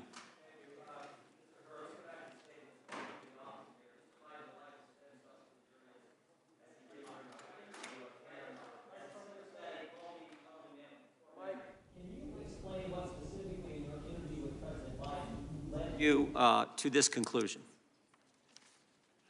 Congressman Jordan, I'm sorry, but the mic was turned on partway through your Can you explain what specifically in your interview with President Biden led you to this conclusion? The conclusion That about broad how statement that's been cited many times.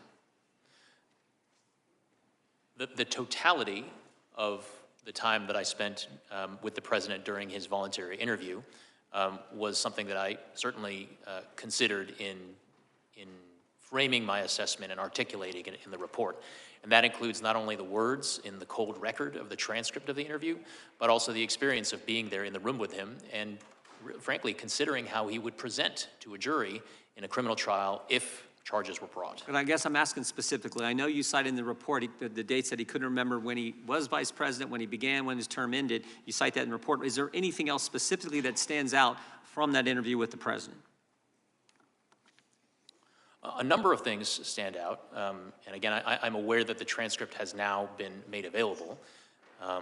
I do provide certain examples in my report of significant, personally painful experiences about which the president was unable to recall certain information.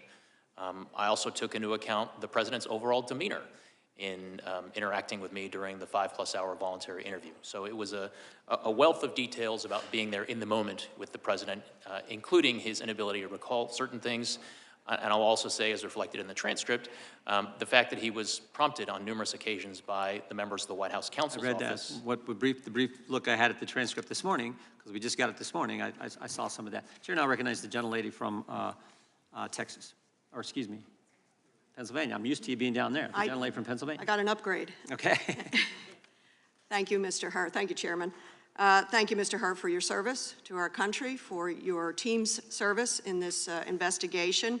You determined, after what you described as rigorous, detailed, and thorough analysis, that President Biden should not be prosecuted for mishandling classified documents. In fact, everybody can take a look at your report. The very first sentence says as much. It says, quote, "We conclude that no criminal charges are warranted in this matter." Am I correct? Yes, That's the bottom line of this report. Am I correct? that is the first sentence. It's the first sentence and the bottom line. There's an awful lot of misinformation that has been put forward by the press in some cases and also by the other side of this dais. You didn't reach this decision because President Biden was sympathetic. Is that correct? I reached the decision based on the totality of the reasons that I set forth at length in my report. Based on the evidence. And while Mr. Trump, who is being prosecuted, is not sympathetic, you didn't calibrate any of that in there. Sympathetic, not sympathetic. Doesn't matter. It's the evidence, right? Congresswoman, I did not reach any assessments of the evidence in the Trump matter. To the extent that I considered the allegations against former President Trump, it was for purposes of comparing relevant precedents. I trust that with your credibility, you were not out to get Mr. Trump, nor here to help Mr. Biden. I think it's about the evidence, and I think you say that over and over again in your report. Why did you decide President Biden should not be prosecuted? Your report tells us, quote, "We conclude the evidence is not sufficient to convict." Those are your words. Is that correct? I believe if those exact words do not appear in the report, that is consistent with the gist of my conclusion. Very good. They are your exact words. That was not the case with Donald Trump. You have a copy of your report today, don't you, in front of you? I do. Would you read a portion of it for me? Your words, it is page 11, starting on line 3, beginning with the words, "Unlike the evidence involving Mr. Biden." Would you read the next few sentences? Unlike the evidence involving Mr. Biden, the allegations set forth in the indictment of Mr. Trump, if proven, would present serious aggravating facts. Keep going. Congresswoman, I'm happy to have you read the words in my report. Well, it's your report, so I think it actually is more fitting that you read those. Most notably, after being given multiple chances to return classified documents and avoid prosecution, Mr. Trump allegedly did the opposite. Keep going. According to the indictment, he not only refused to return the documents for many months, but he also obstructed justice by enlisting others to destroy evidence and then to lie about it. You may stop there. Thank you. You mentioned the indictment against Mr. Trump for mishandling sensitive classified national security information. That indictment says at the end of his presidency, Mr. Trump, I'm looking for my indictment here. I have it here. Hang on. Mr. Trump himself ordered that boxes containing classified materials go to Mar-a-Lago, where he hosted tens of thousands of guests. Then he kept these sensitive materials carelessly about the property, as you can see here. Classified documents ended up in a bathroom, a ballroom, on a floor, spewed about. And when a grand jury subpoenaed the documents, what did Donald Trump do? The indictment again shows against him what he responded by, suggesting that his attorney falsely represent that the FBI and grand jury that he did not have documents called for by the subpoena. He directed his employee, Waltine Nauta, to move boxes of the documents to conceal them from Mr. Trump's attorney, and then lied to his attorney and the FBI and the grand jury, suggesting his attorney might hide or destroy documents called for by the grand jury investigation. Mr. Hur, are those the type of aggravating facts to which you refer to in your report? Congresswoman, the aggravating facts that I refer to in the report are set forth and described in my report at page 11. Very good. Mr. Hur, to the best of your knowledge and investigation, did President Biden ever direct an employee to lie about, hide, or destroy classified information? Yes or no? We did not identify such evidence. Did he do so himself? We did not identify such evidence. And I want to give you a chance, since the transcript is out, to correct the record on an important point. Very sadly, your report on page 208 says that Mr. Biden couldn't come up with the date, the year of his son, Beau Biden's death, when in fact in the transcript it shows that you asked him the month. And do you know what he said, Mr. Hur? He said, oh God, May 30th. Would you like to correct the record? His memory was pretty firm on the month and the day. Congresswoman, I don't believe that's correct with respect to the transcript, but if you could refer me to a specific page, I'd be happy to look. I've read about it in reporting. Thank you. I yield back. Chair now recognizes Mr. Kiley.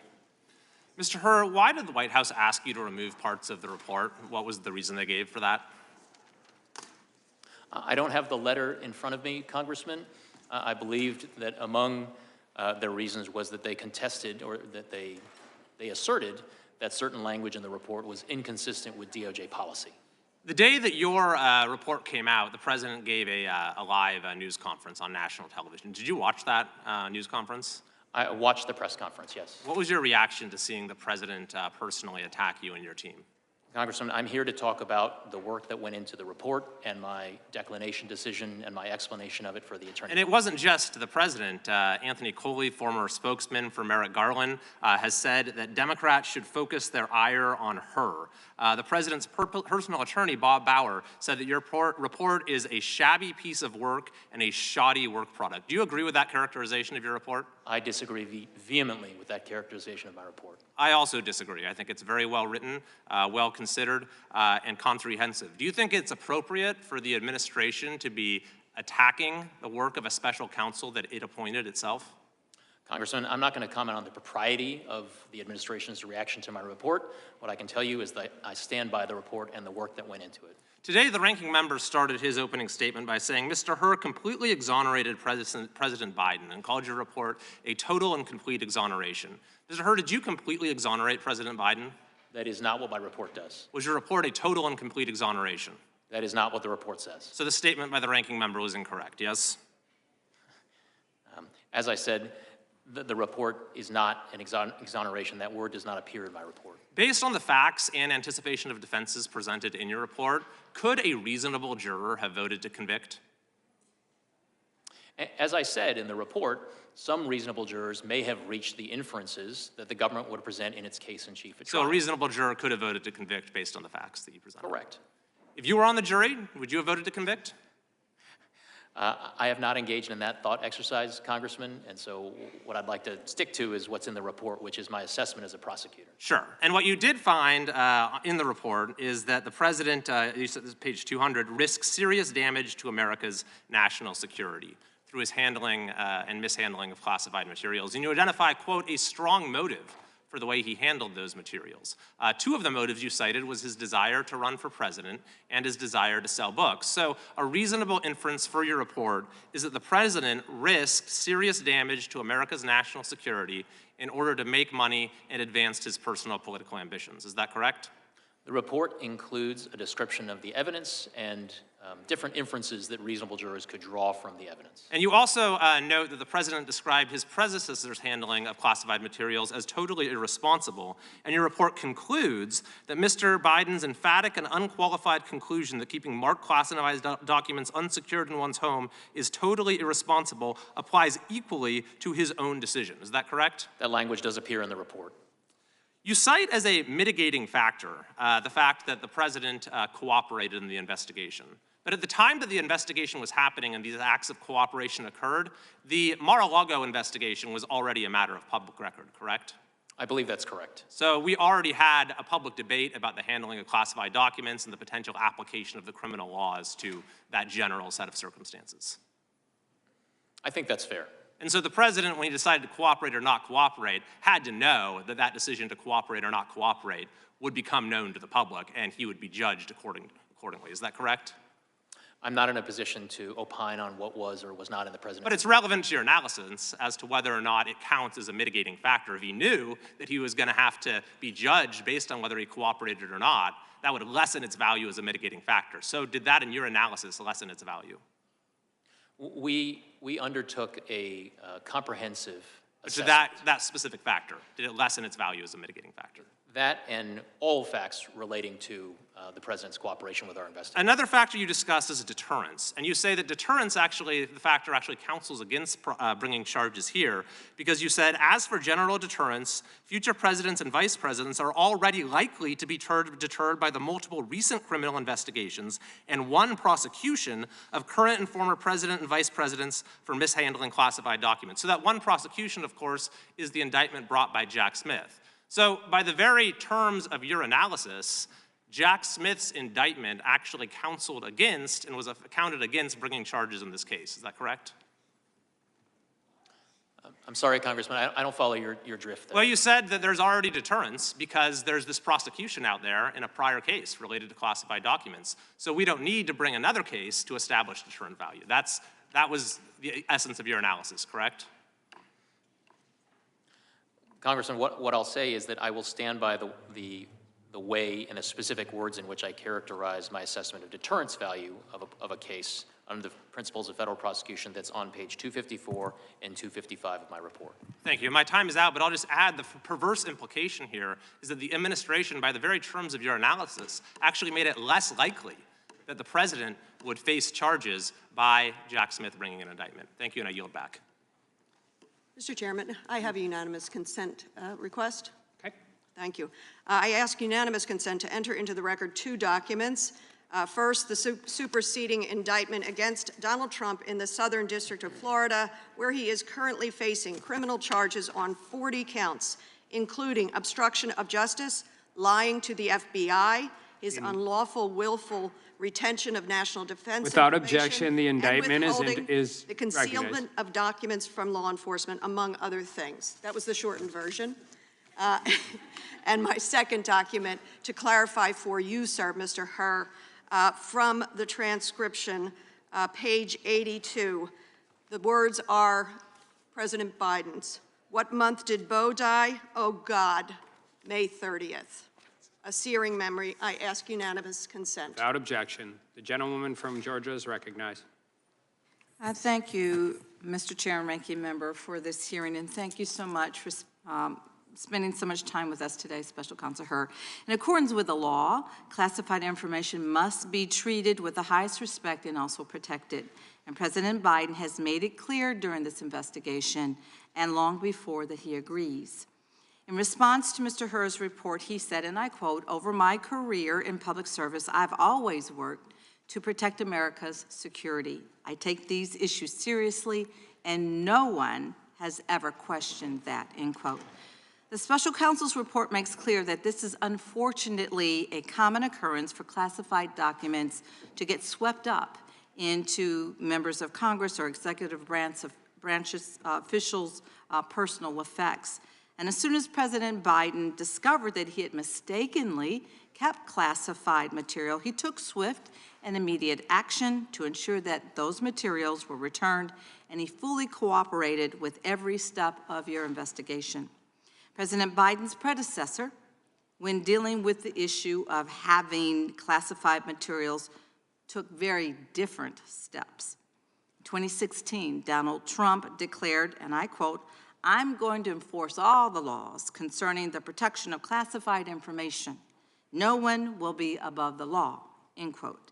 Yet when his lawyer told him that it was going to be a crime if he didn't return the classified documents that he had after NARA, the DOJ, and the FBI requested multiple times that Trump returned the classified documents, yet he hid them.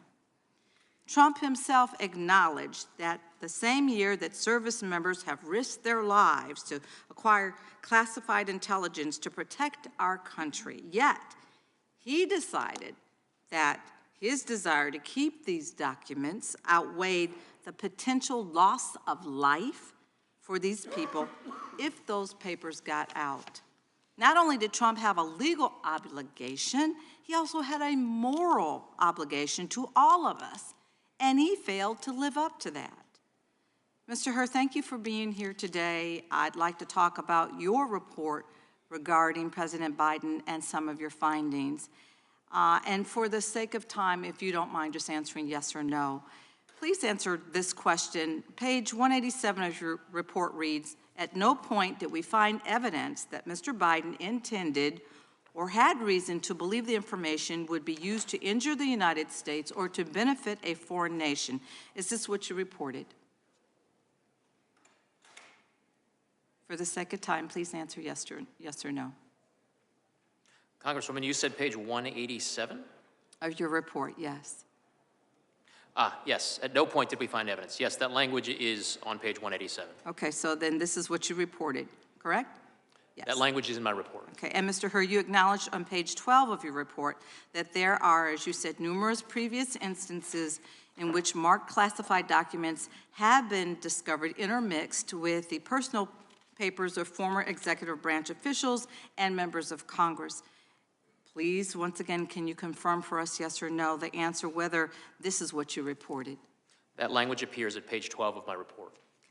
Page 323 also reads, "As a matter of historical context, there have been numerous previous incidents in which marked classified documents have been discovered, intermixed with the personal papers of former executive branch officials and members of Congress." Is this what you reported?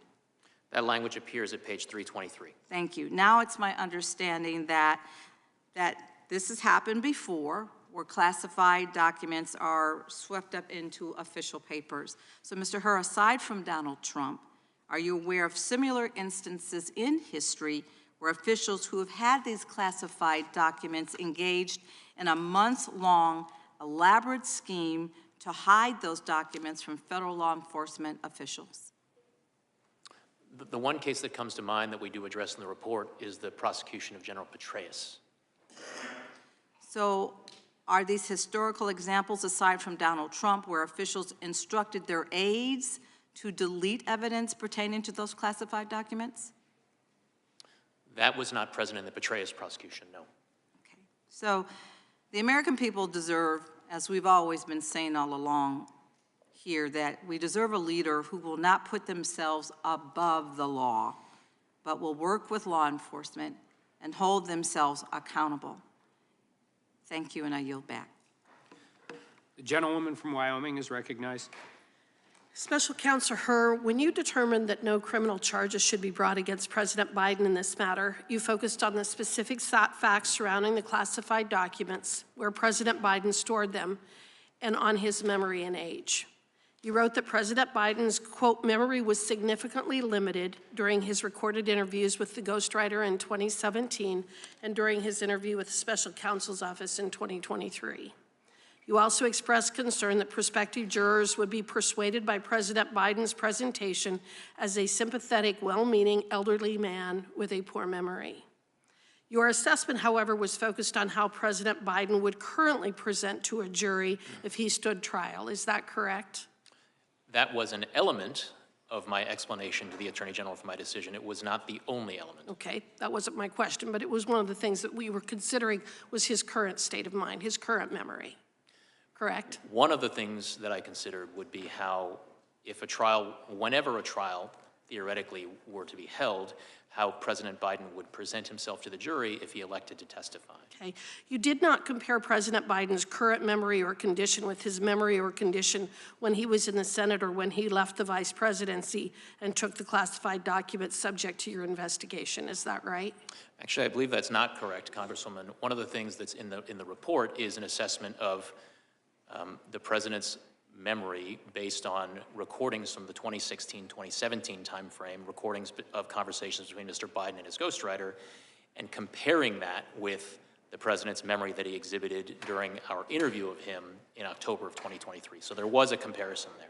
Okay, so, but unless there was some issue undisclosed to the American people during his 50 years in office, you found that Mr. Biden fully understood his legal responsibility related to the handling of classified materials, which is why you concluded in your report that Mr. Biden, quote, willfully retained and disclosed classified materials after his vice presidency when he was a private citizen. You state that on page 1, correct?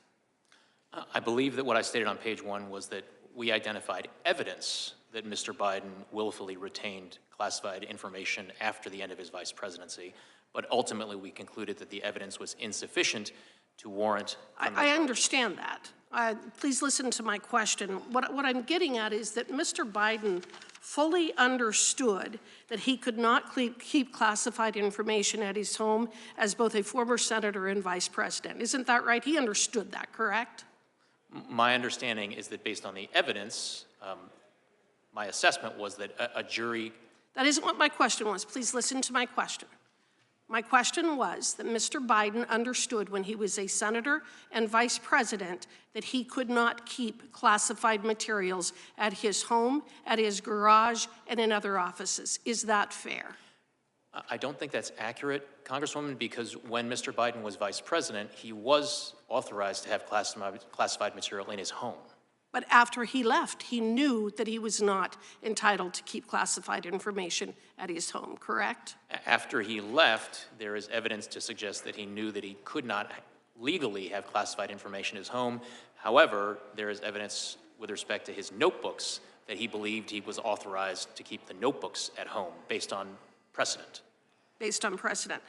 You know, I guess the way that I would put it is this. President Biden knew better. He knew that he wasn't entitled to keep these documents from when he was a senator, and he knew he wasn't entitled to keep these documents after he had left the vice presidency. But because he's now suffering from an impaired memory, as you so delicately put it, he got away with it. Is that fair? Congresswoman, what I stated in my report is that there's certainly evidence that some jurors could infer to suggest that Mr. Biden willfully retained and disclosed national defense information. But in my judgment, the likely outcome of a trial, the probable outcome of a trial, is not a conviction. I have represented a variety of clients over the years in actions against the federal government over, in fact, several decades of time. It's been my experience that the federal government, the DOJ specifically, has essentially unlimited resources to go after and prosecute citizens and will spare absolutely no expense in doing so. It has also been my experience that the DOJ is not only overly aggressive in these cases, but makes it clear that part of the reason for such aggression is to make an example of the poor soul who is the subject of such action. In other words, so that other people will not engage in the same kind of conduct. Mr. Hur, having been a long-term DOJ prosecutor, can you please explain why those people without the last name of Clinton or Biden are typically treated quite differently and seem to be the only ones who are never held accountable for violating the law? Congresswoman, one of the things that I explain in my report is the fact that there are historical precedents with respect to former occupants of the White House and their retention of classified materials after they leave. So I'm asking specifically about Mrs. Clinton and Mrs. Hillary Clinton and Joe Biden. Congresswoman, I don't have any opinion to articulate with respect to the investigation relating to Mrs. Clinton. I yield back. The gentlewoman from Texas is recognized. Mr. Hur, Special Counsel Jack Smith has charged Donald Trump with 40 counts related to his unlawful possession of classified documents. The most serious charge carries a penalty of 20 years in prison.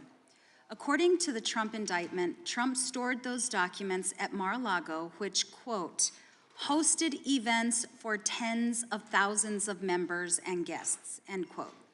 The indictment continues, quote, Trump stored his boxes containing classified documents in various locations at the Mar-a-Lago Club, including in a ballroom, a bathroom, and a shower, an office space, his bedroom, and a storage room.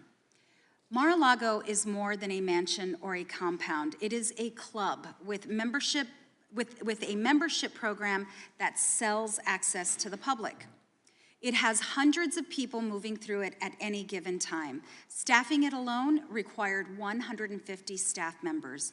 And while those classified national security documents sat in places like his ballroom, Trump hosted more than 150 social events like weddings and movie premieres, which thousands of people attended.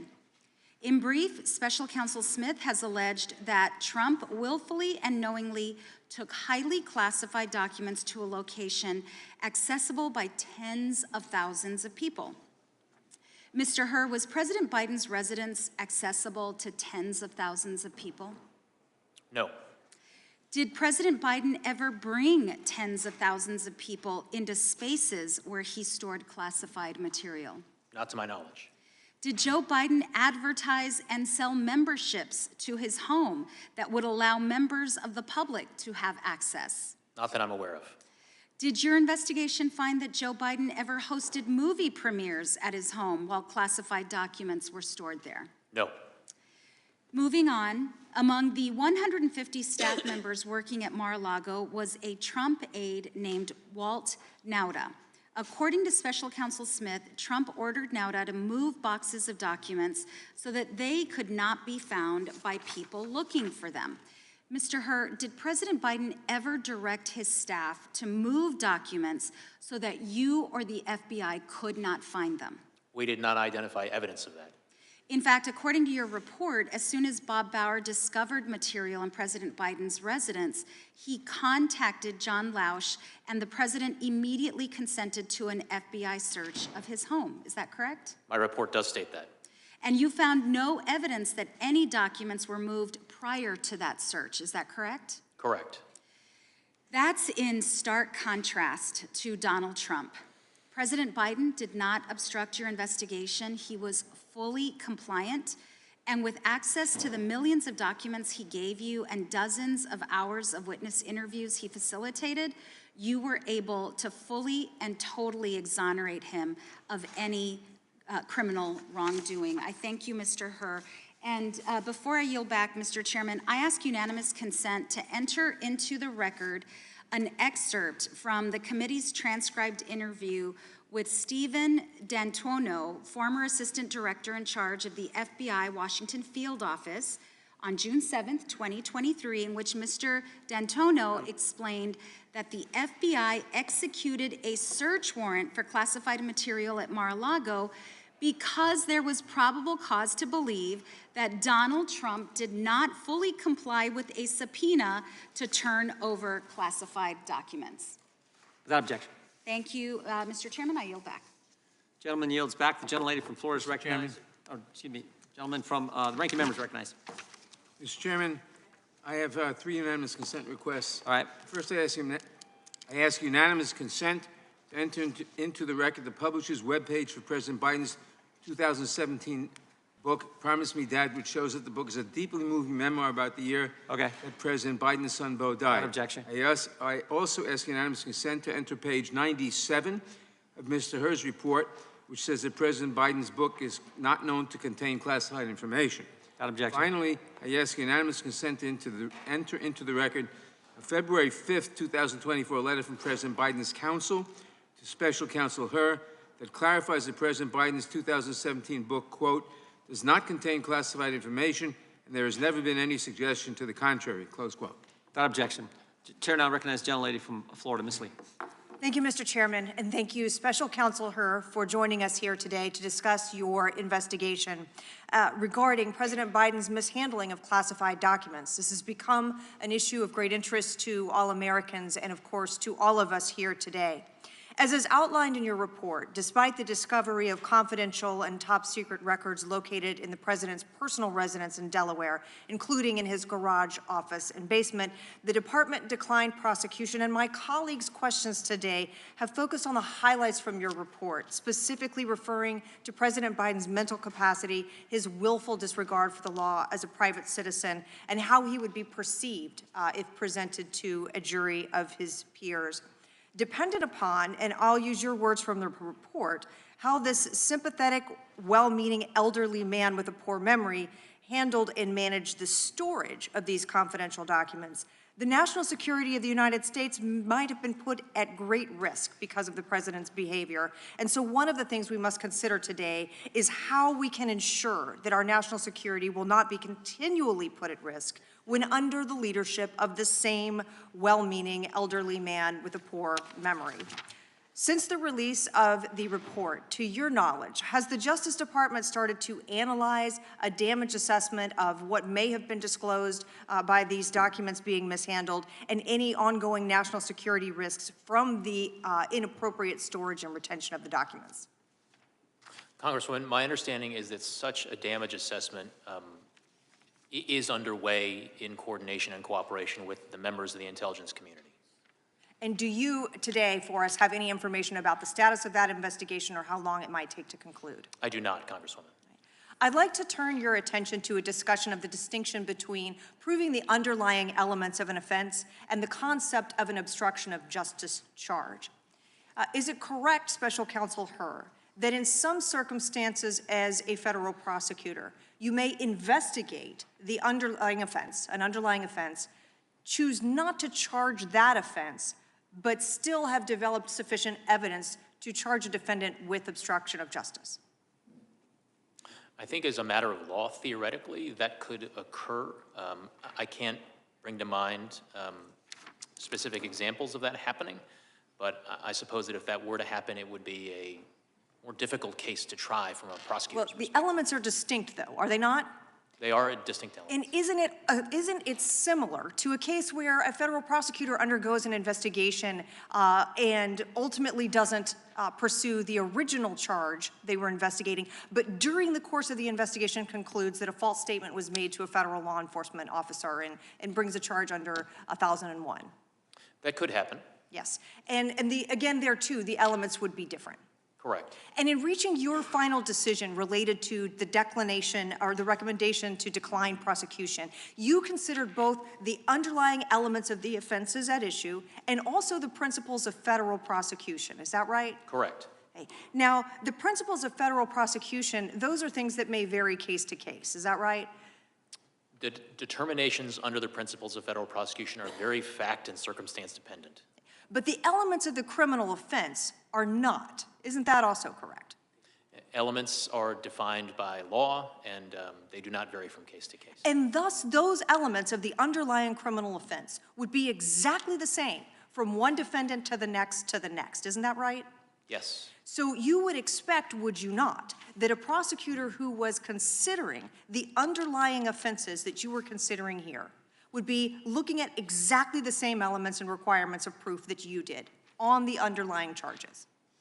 Prosecutors assessing their cases under the same statutes must consider the same elements with respect to those statutes. All right. Thank you, Special Counsel Hur. And then if we could turn back to the concept of those principles of federal prosecution. Those are the additional factors, aggravating or mitigating, that you might consider in ultimately reaching a charge and decision here. Is that right? They do include such things that are referred to as aggravating and mitigating circumstances. There's one thing I want to go back to, though, to be clear. It's been said today that your report is tantamount to a total exoneration of President Biden. That's not correct, is it? That is not correct. All right. Thank you, sir. I yield the balance of my time to the chair. Gentlelady is back. The chair now recognizes the gentlelady from North Carolina.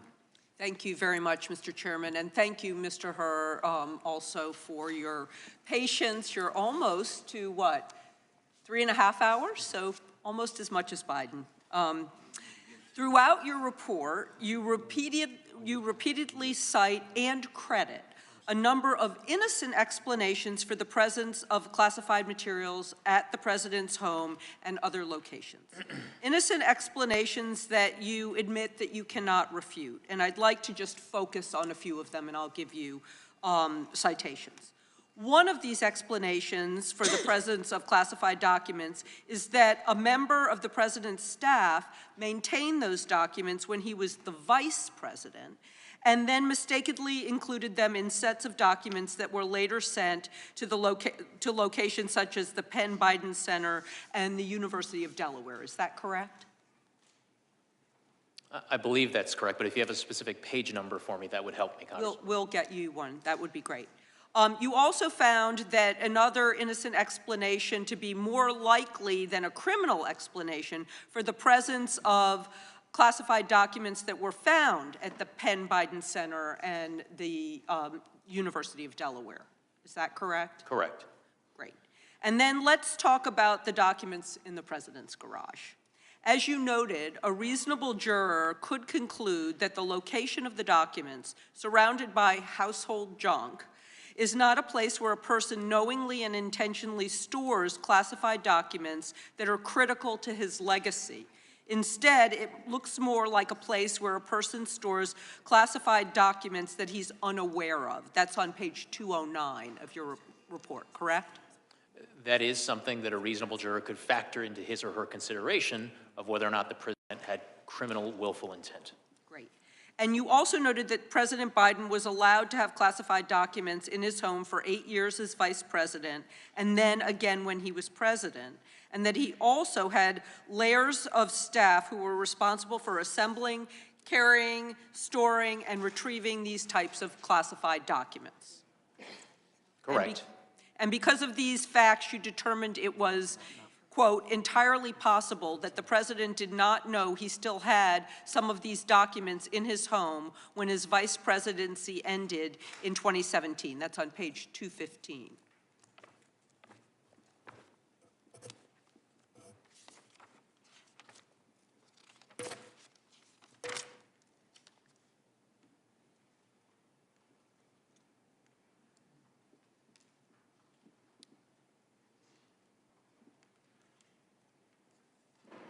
Entirely possible. Entirely possible. Yeah. So that's the citation. I'm going to keep going because my time is running while you're looking.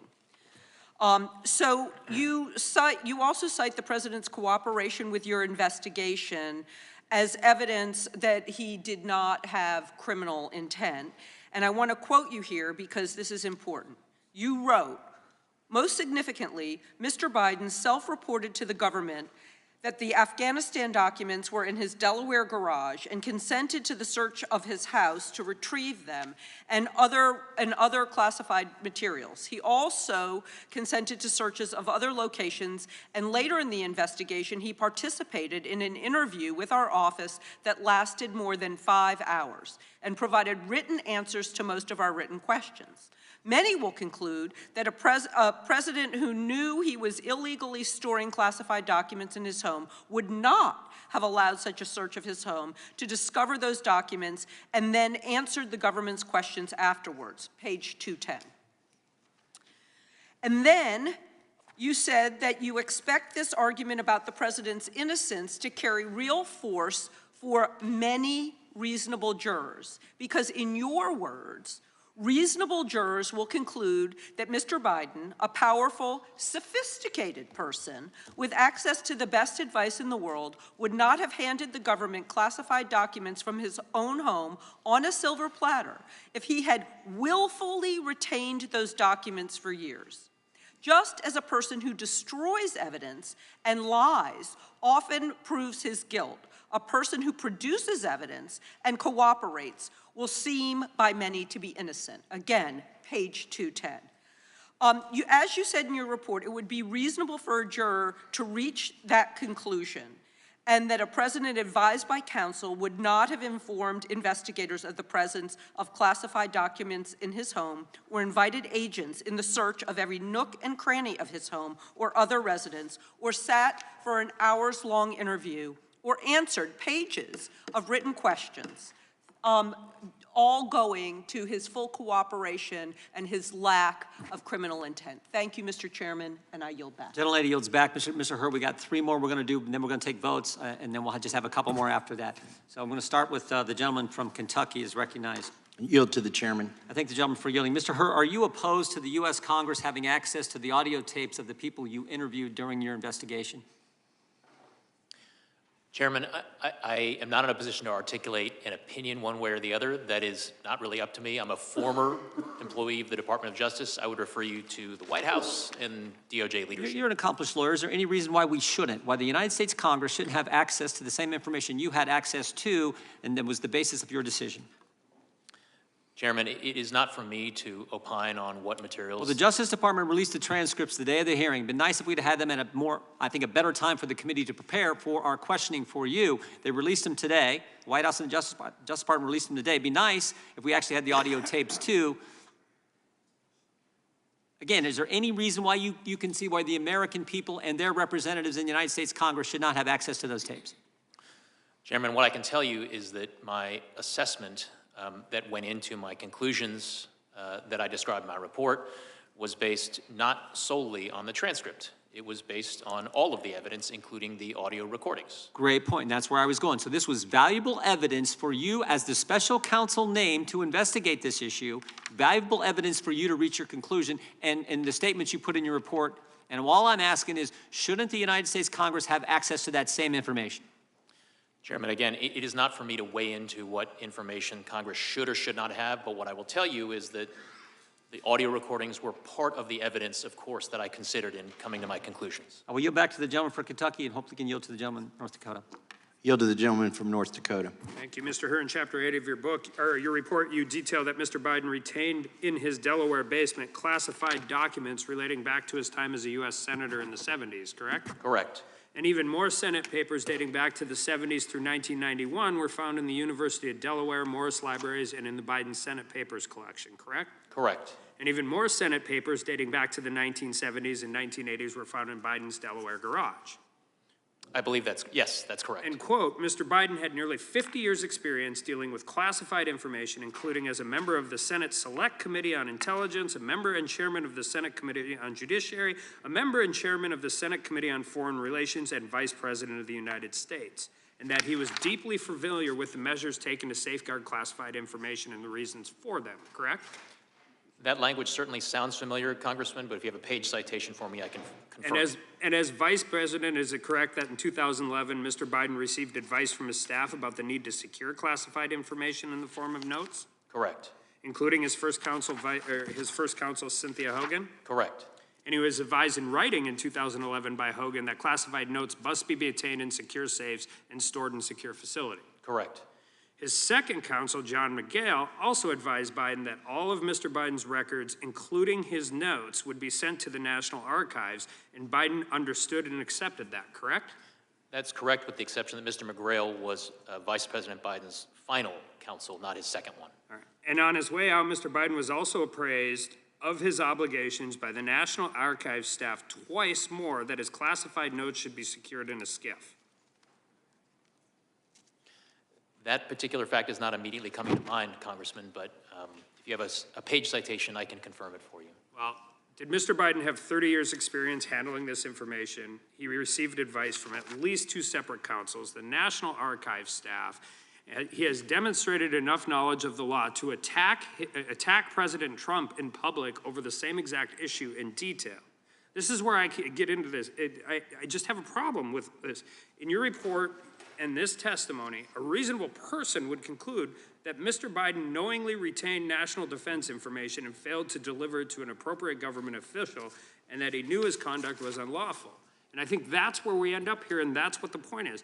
Over the last 3 election cycles, there's only been 3 people who have ran for president: Hillary Clinton, Joe Biden, Donald Trump. All 3 of them have been accused of mishandling classified documents. Only one of them has been prosecuted. And that's what the American people see. That's what we see. We had Hillary Clinton, who ran a program called Bleach It on her server.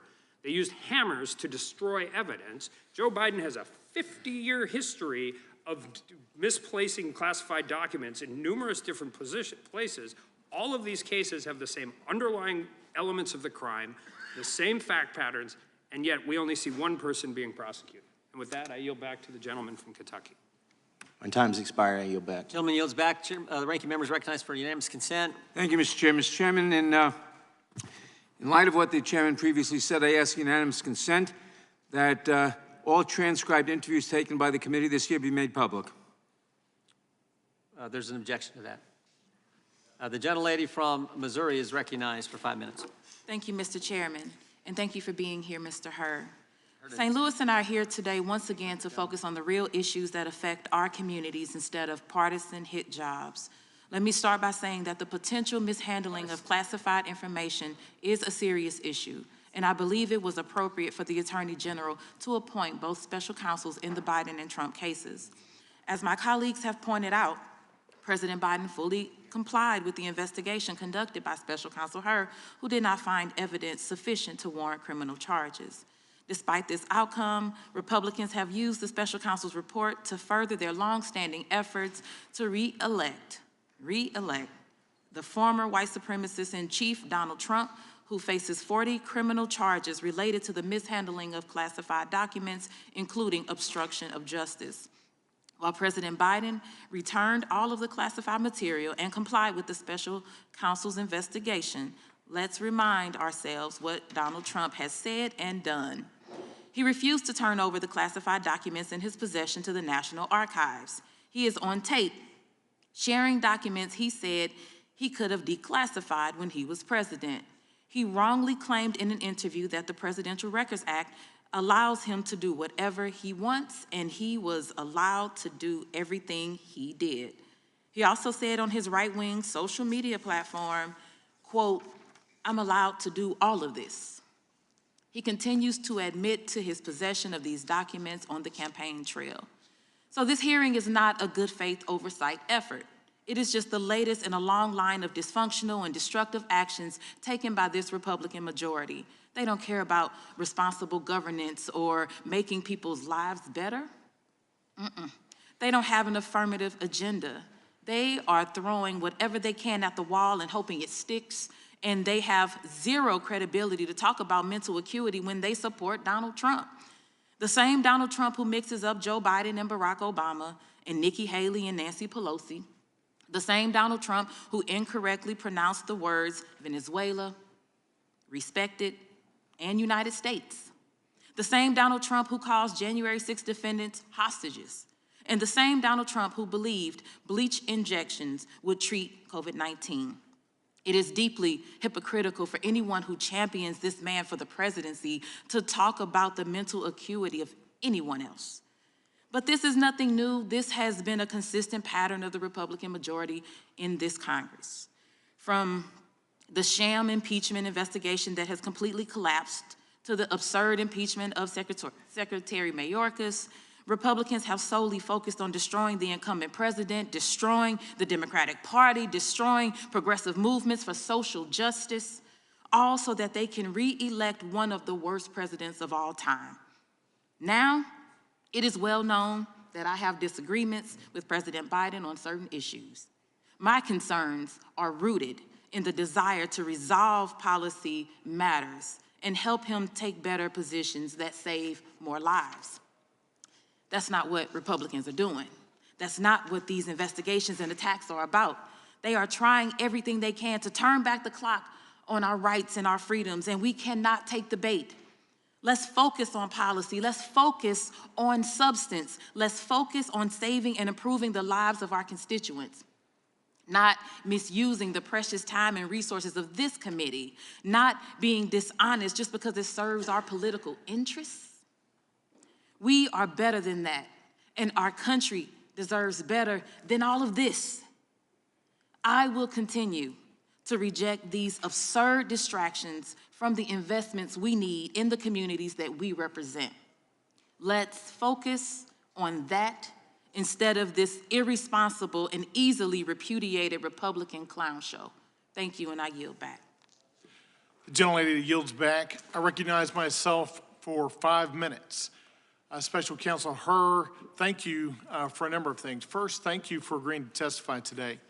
Second, thank you also for sharing your family's story at the beginning of your testimony. It is an extraordinary story of them coming to America. Third, let me also thank you for your in-depth investigation and your detailed report, and generally for your service as special counsel. It's not something that I think many people would look for, and certainly comes with a lot of burden, so thank you for your work. In your opening statement, you described your investigation as, quote, thorough and independent, and I agree with that. One where you attempted to give, quote, rigorous and detailed analysis. I also agree with that. And one where you say you, quote, must show your work, which we very much appreciate today. We don't normally see that. Did I recall your opening statement correctly as it relates to those quotes? Yes, sir, you do. In fact, as part of your investigation, you interviewed about 150 different witnesses. You looked at millions of different documents because you wanted to do a thorough investigation. Isn't that true? Correct. And you did this because you took your investigation extremely seriously and you wanted to reach accurate conclusions, correct? Very much. Then let's review some of your specific findings regarding the issues pertaining to competency and mental capacity of President Biden. Because as you say, this is very important to whether or not there was criminal willful intent. As you can see, I've set forth a number of different quotes up here on this board that I've prepared, some of which I'll read to you. Page 5, you say Mr. Biden's, quote, Mr. Biden's memory was significantly limited. Then again on page 6, you say Mr. Biden would likely present himself to a jury as a sympathetic, well-meaning, elderly man with a poor memory. Then on page 207, you say Mr. Biden's memory also appeared to have significant limitations. And then again on page 208, he did not remember when he was vice president, and he did not remember even within several years when his son Beau died. You finally make the statement on page 248, quote, for these jurors, Mr. Biden's apparent lapses and failures in February and April 2017 will likely appear consistent with the diminished capacities and faulty memory he showed. Those were astounding conclusions to me, and as I look through those quotes, I have to say I hearken back to my time before Congress. I was a judge, and one of the things that I oversaw was guardianships. And frankly, when I read your conclusions, red flags began to go up in my mind because I oversaw hundreds of guardianships back in Texas. And as I saw your conclusions, I began to wonder, what does the D.C. statute say about guardianships, and how do you define an incapacitated individual in Washington, D.C.? And I want to show you this statute because I presume, are you familiar with the statute at all? I am not, Congressman. So I didn't think that you'd probably reviewed that. So let me just read to you some of these, some of the definitions here. An adult whose ability to receive and evaluate information effectively or to communicate decisions is impaired to such an extent that he or she lacks the capacity to manage all or some of his financial resources. That's the first part of the definition of incapacity, an incapacitated individual under the guardianship statute in the District of Columbia. And quite frankly, I see tons of overlap from what you set forth in your testimony, in your written report, and the definition here. The phrases are almost identical. I would posit that if he cannot manage national top secret resources, I'm not sure how he can manage his personal financial resources. And given your report's findings that his memory was, quote, significantly limited, and that he is a person with, quote, diminished faculties, and with, quote, faulty memory, it makes me wonder how close he is coming to meeting this definition of an incapacitated individual, such that he should have a guardian appointed by the DC courts for his personhood. There is at least, I believe, a prima facie argument to say that there is substantial evidence to indicate such. And you mentioned it's not just what you've written in the report, but it was the demeanor of President Biden as you interviewed him. I'll say in conclusion, whether he does or does not meet this definition, I believe your findings raise significant concerns about his current fitness for the office of the president, and certainly his fitness going forward in the future. And I appreciate the fact that you were brazen enough to raise this issue in this report because you knew this would be significant in your findings, but you did so based on a very significant, very detailed, very thorough, independent report, and I praise you for that, doing your duty in such a way. Thank you, Special Counsel. I yield back. Gentleman yields back. Mr. Hur, we have votes on the floor. We have a few more members who will do their 5 minutes of questioning. So we're going to recess, and then we will convene 10 minutes after the conclusion of the last vote. I believe we only have a couple votes. Is that right? 2 votes. So, but you know, Congress, that'll take a while. But we'll get back here as soon as we can. And there's food in the back room for. I think we still have some left that you're welcome to. With that, we stand in recess until 10 minutes after the last vote.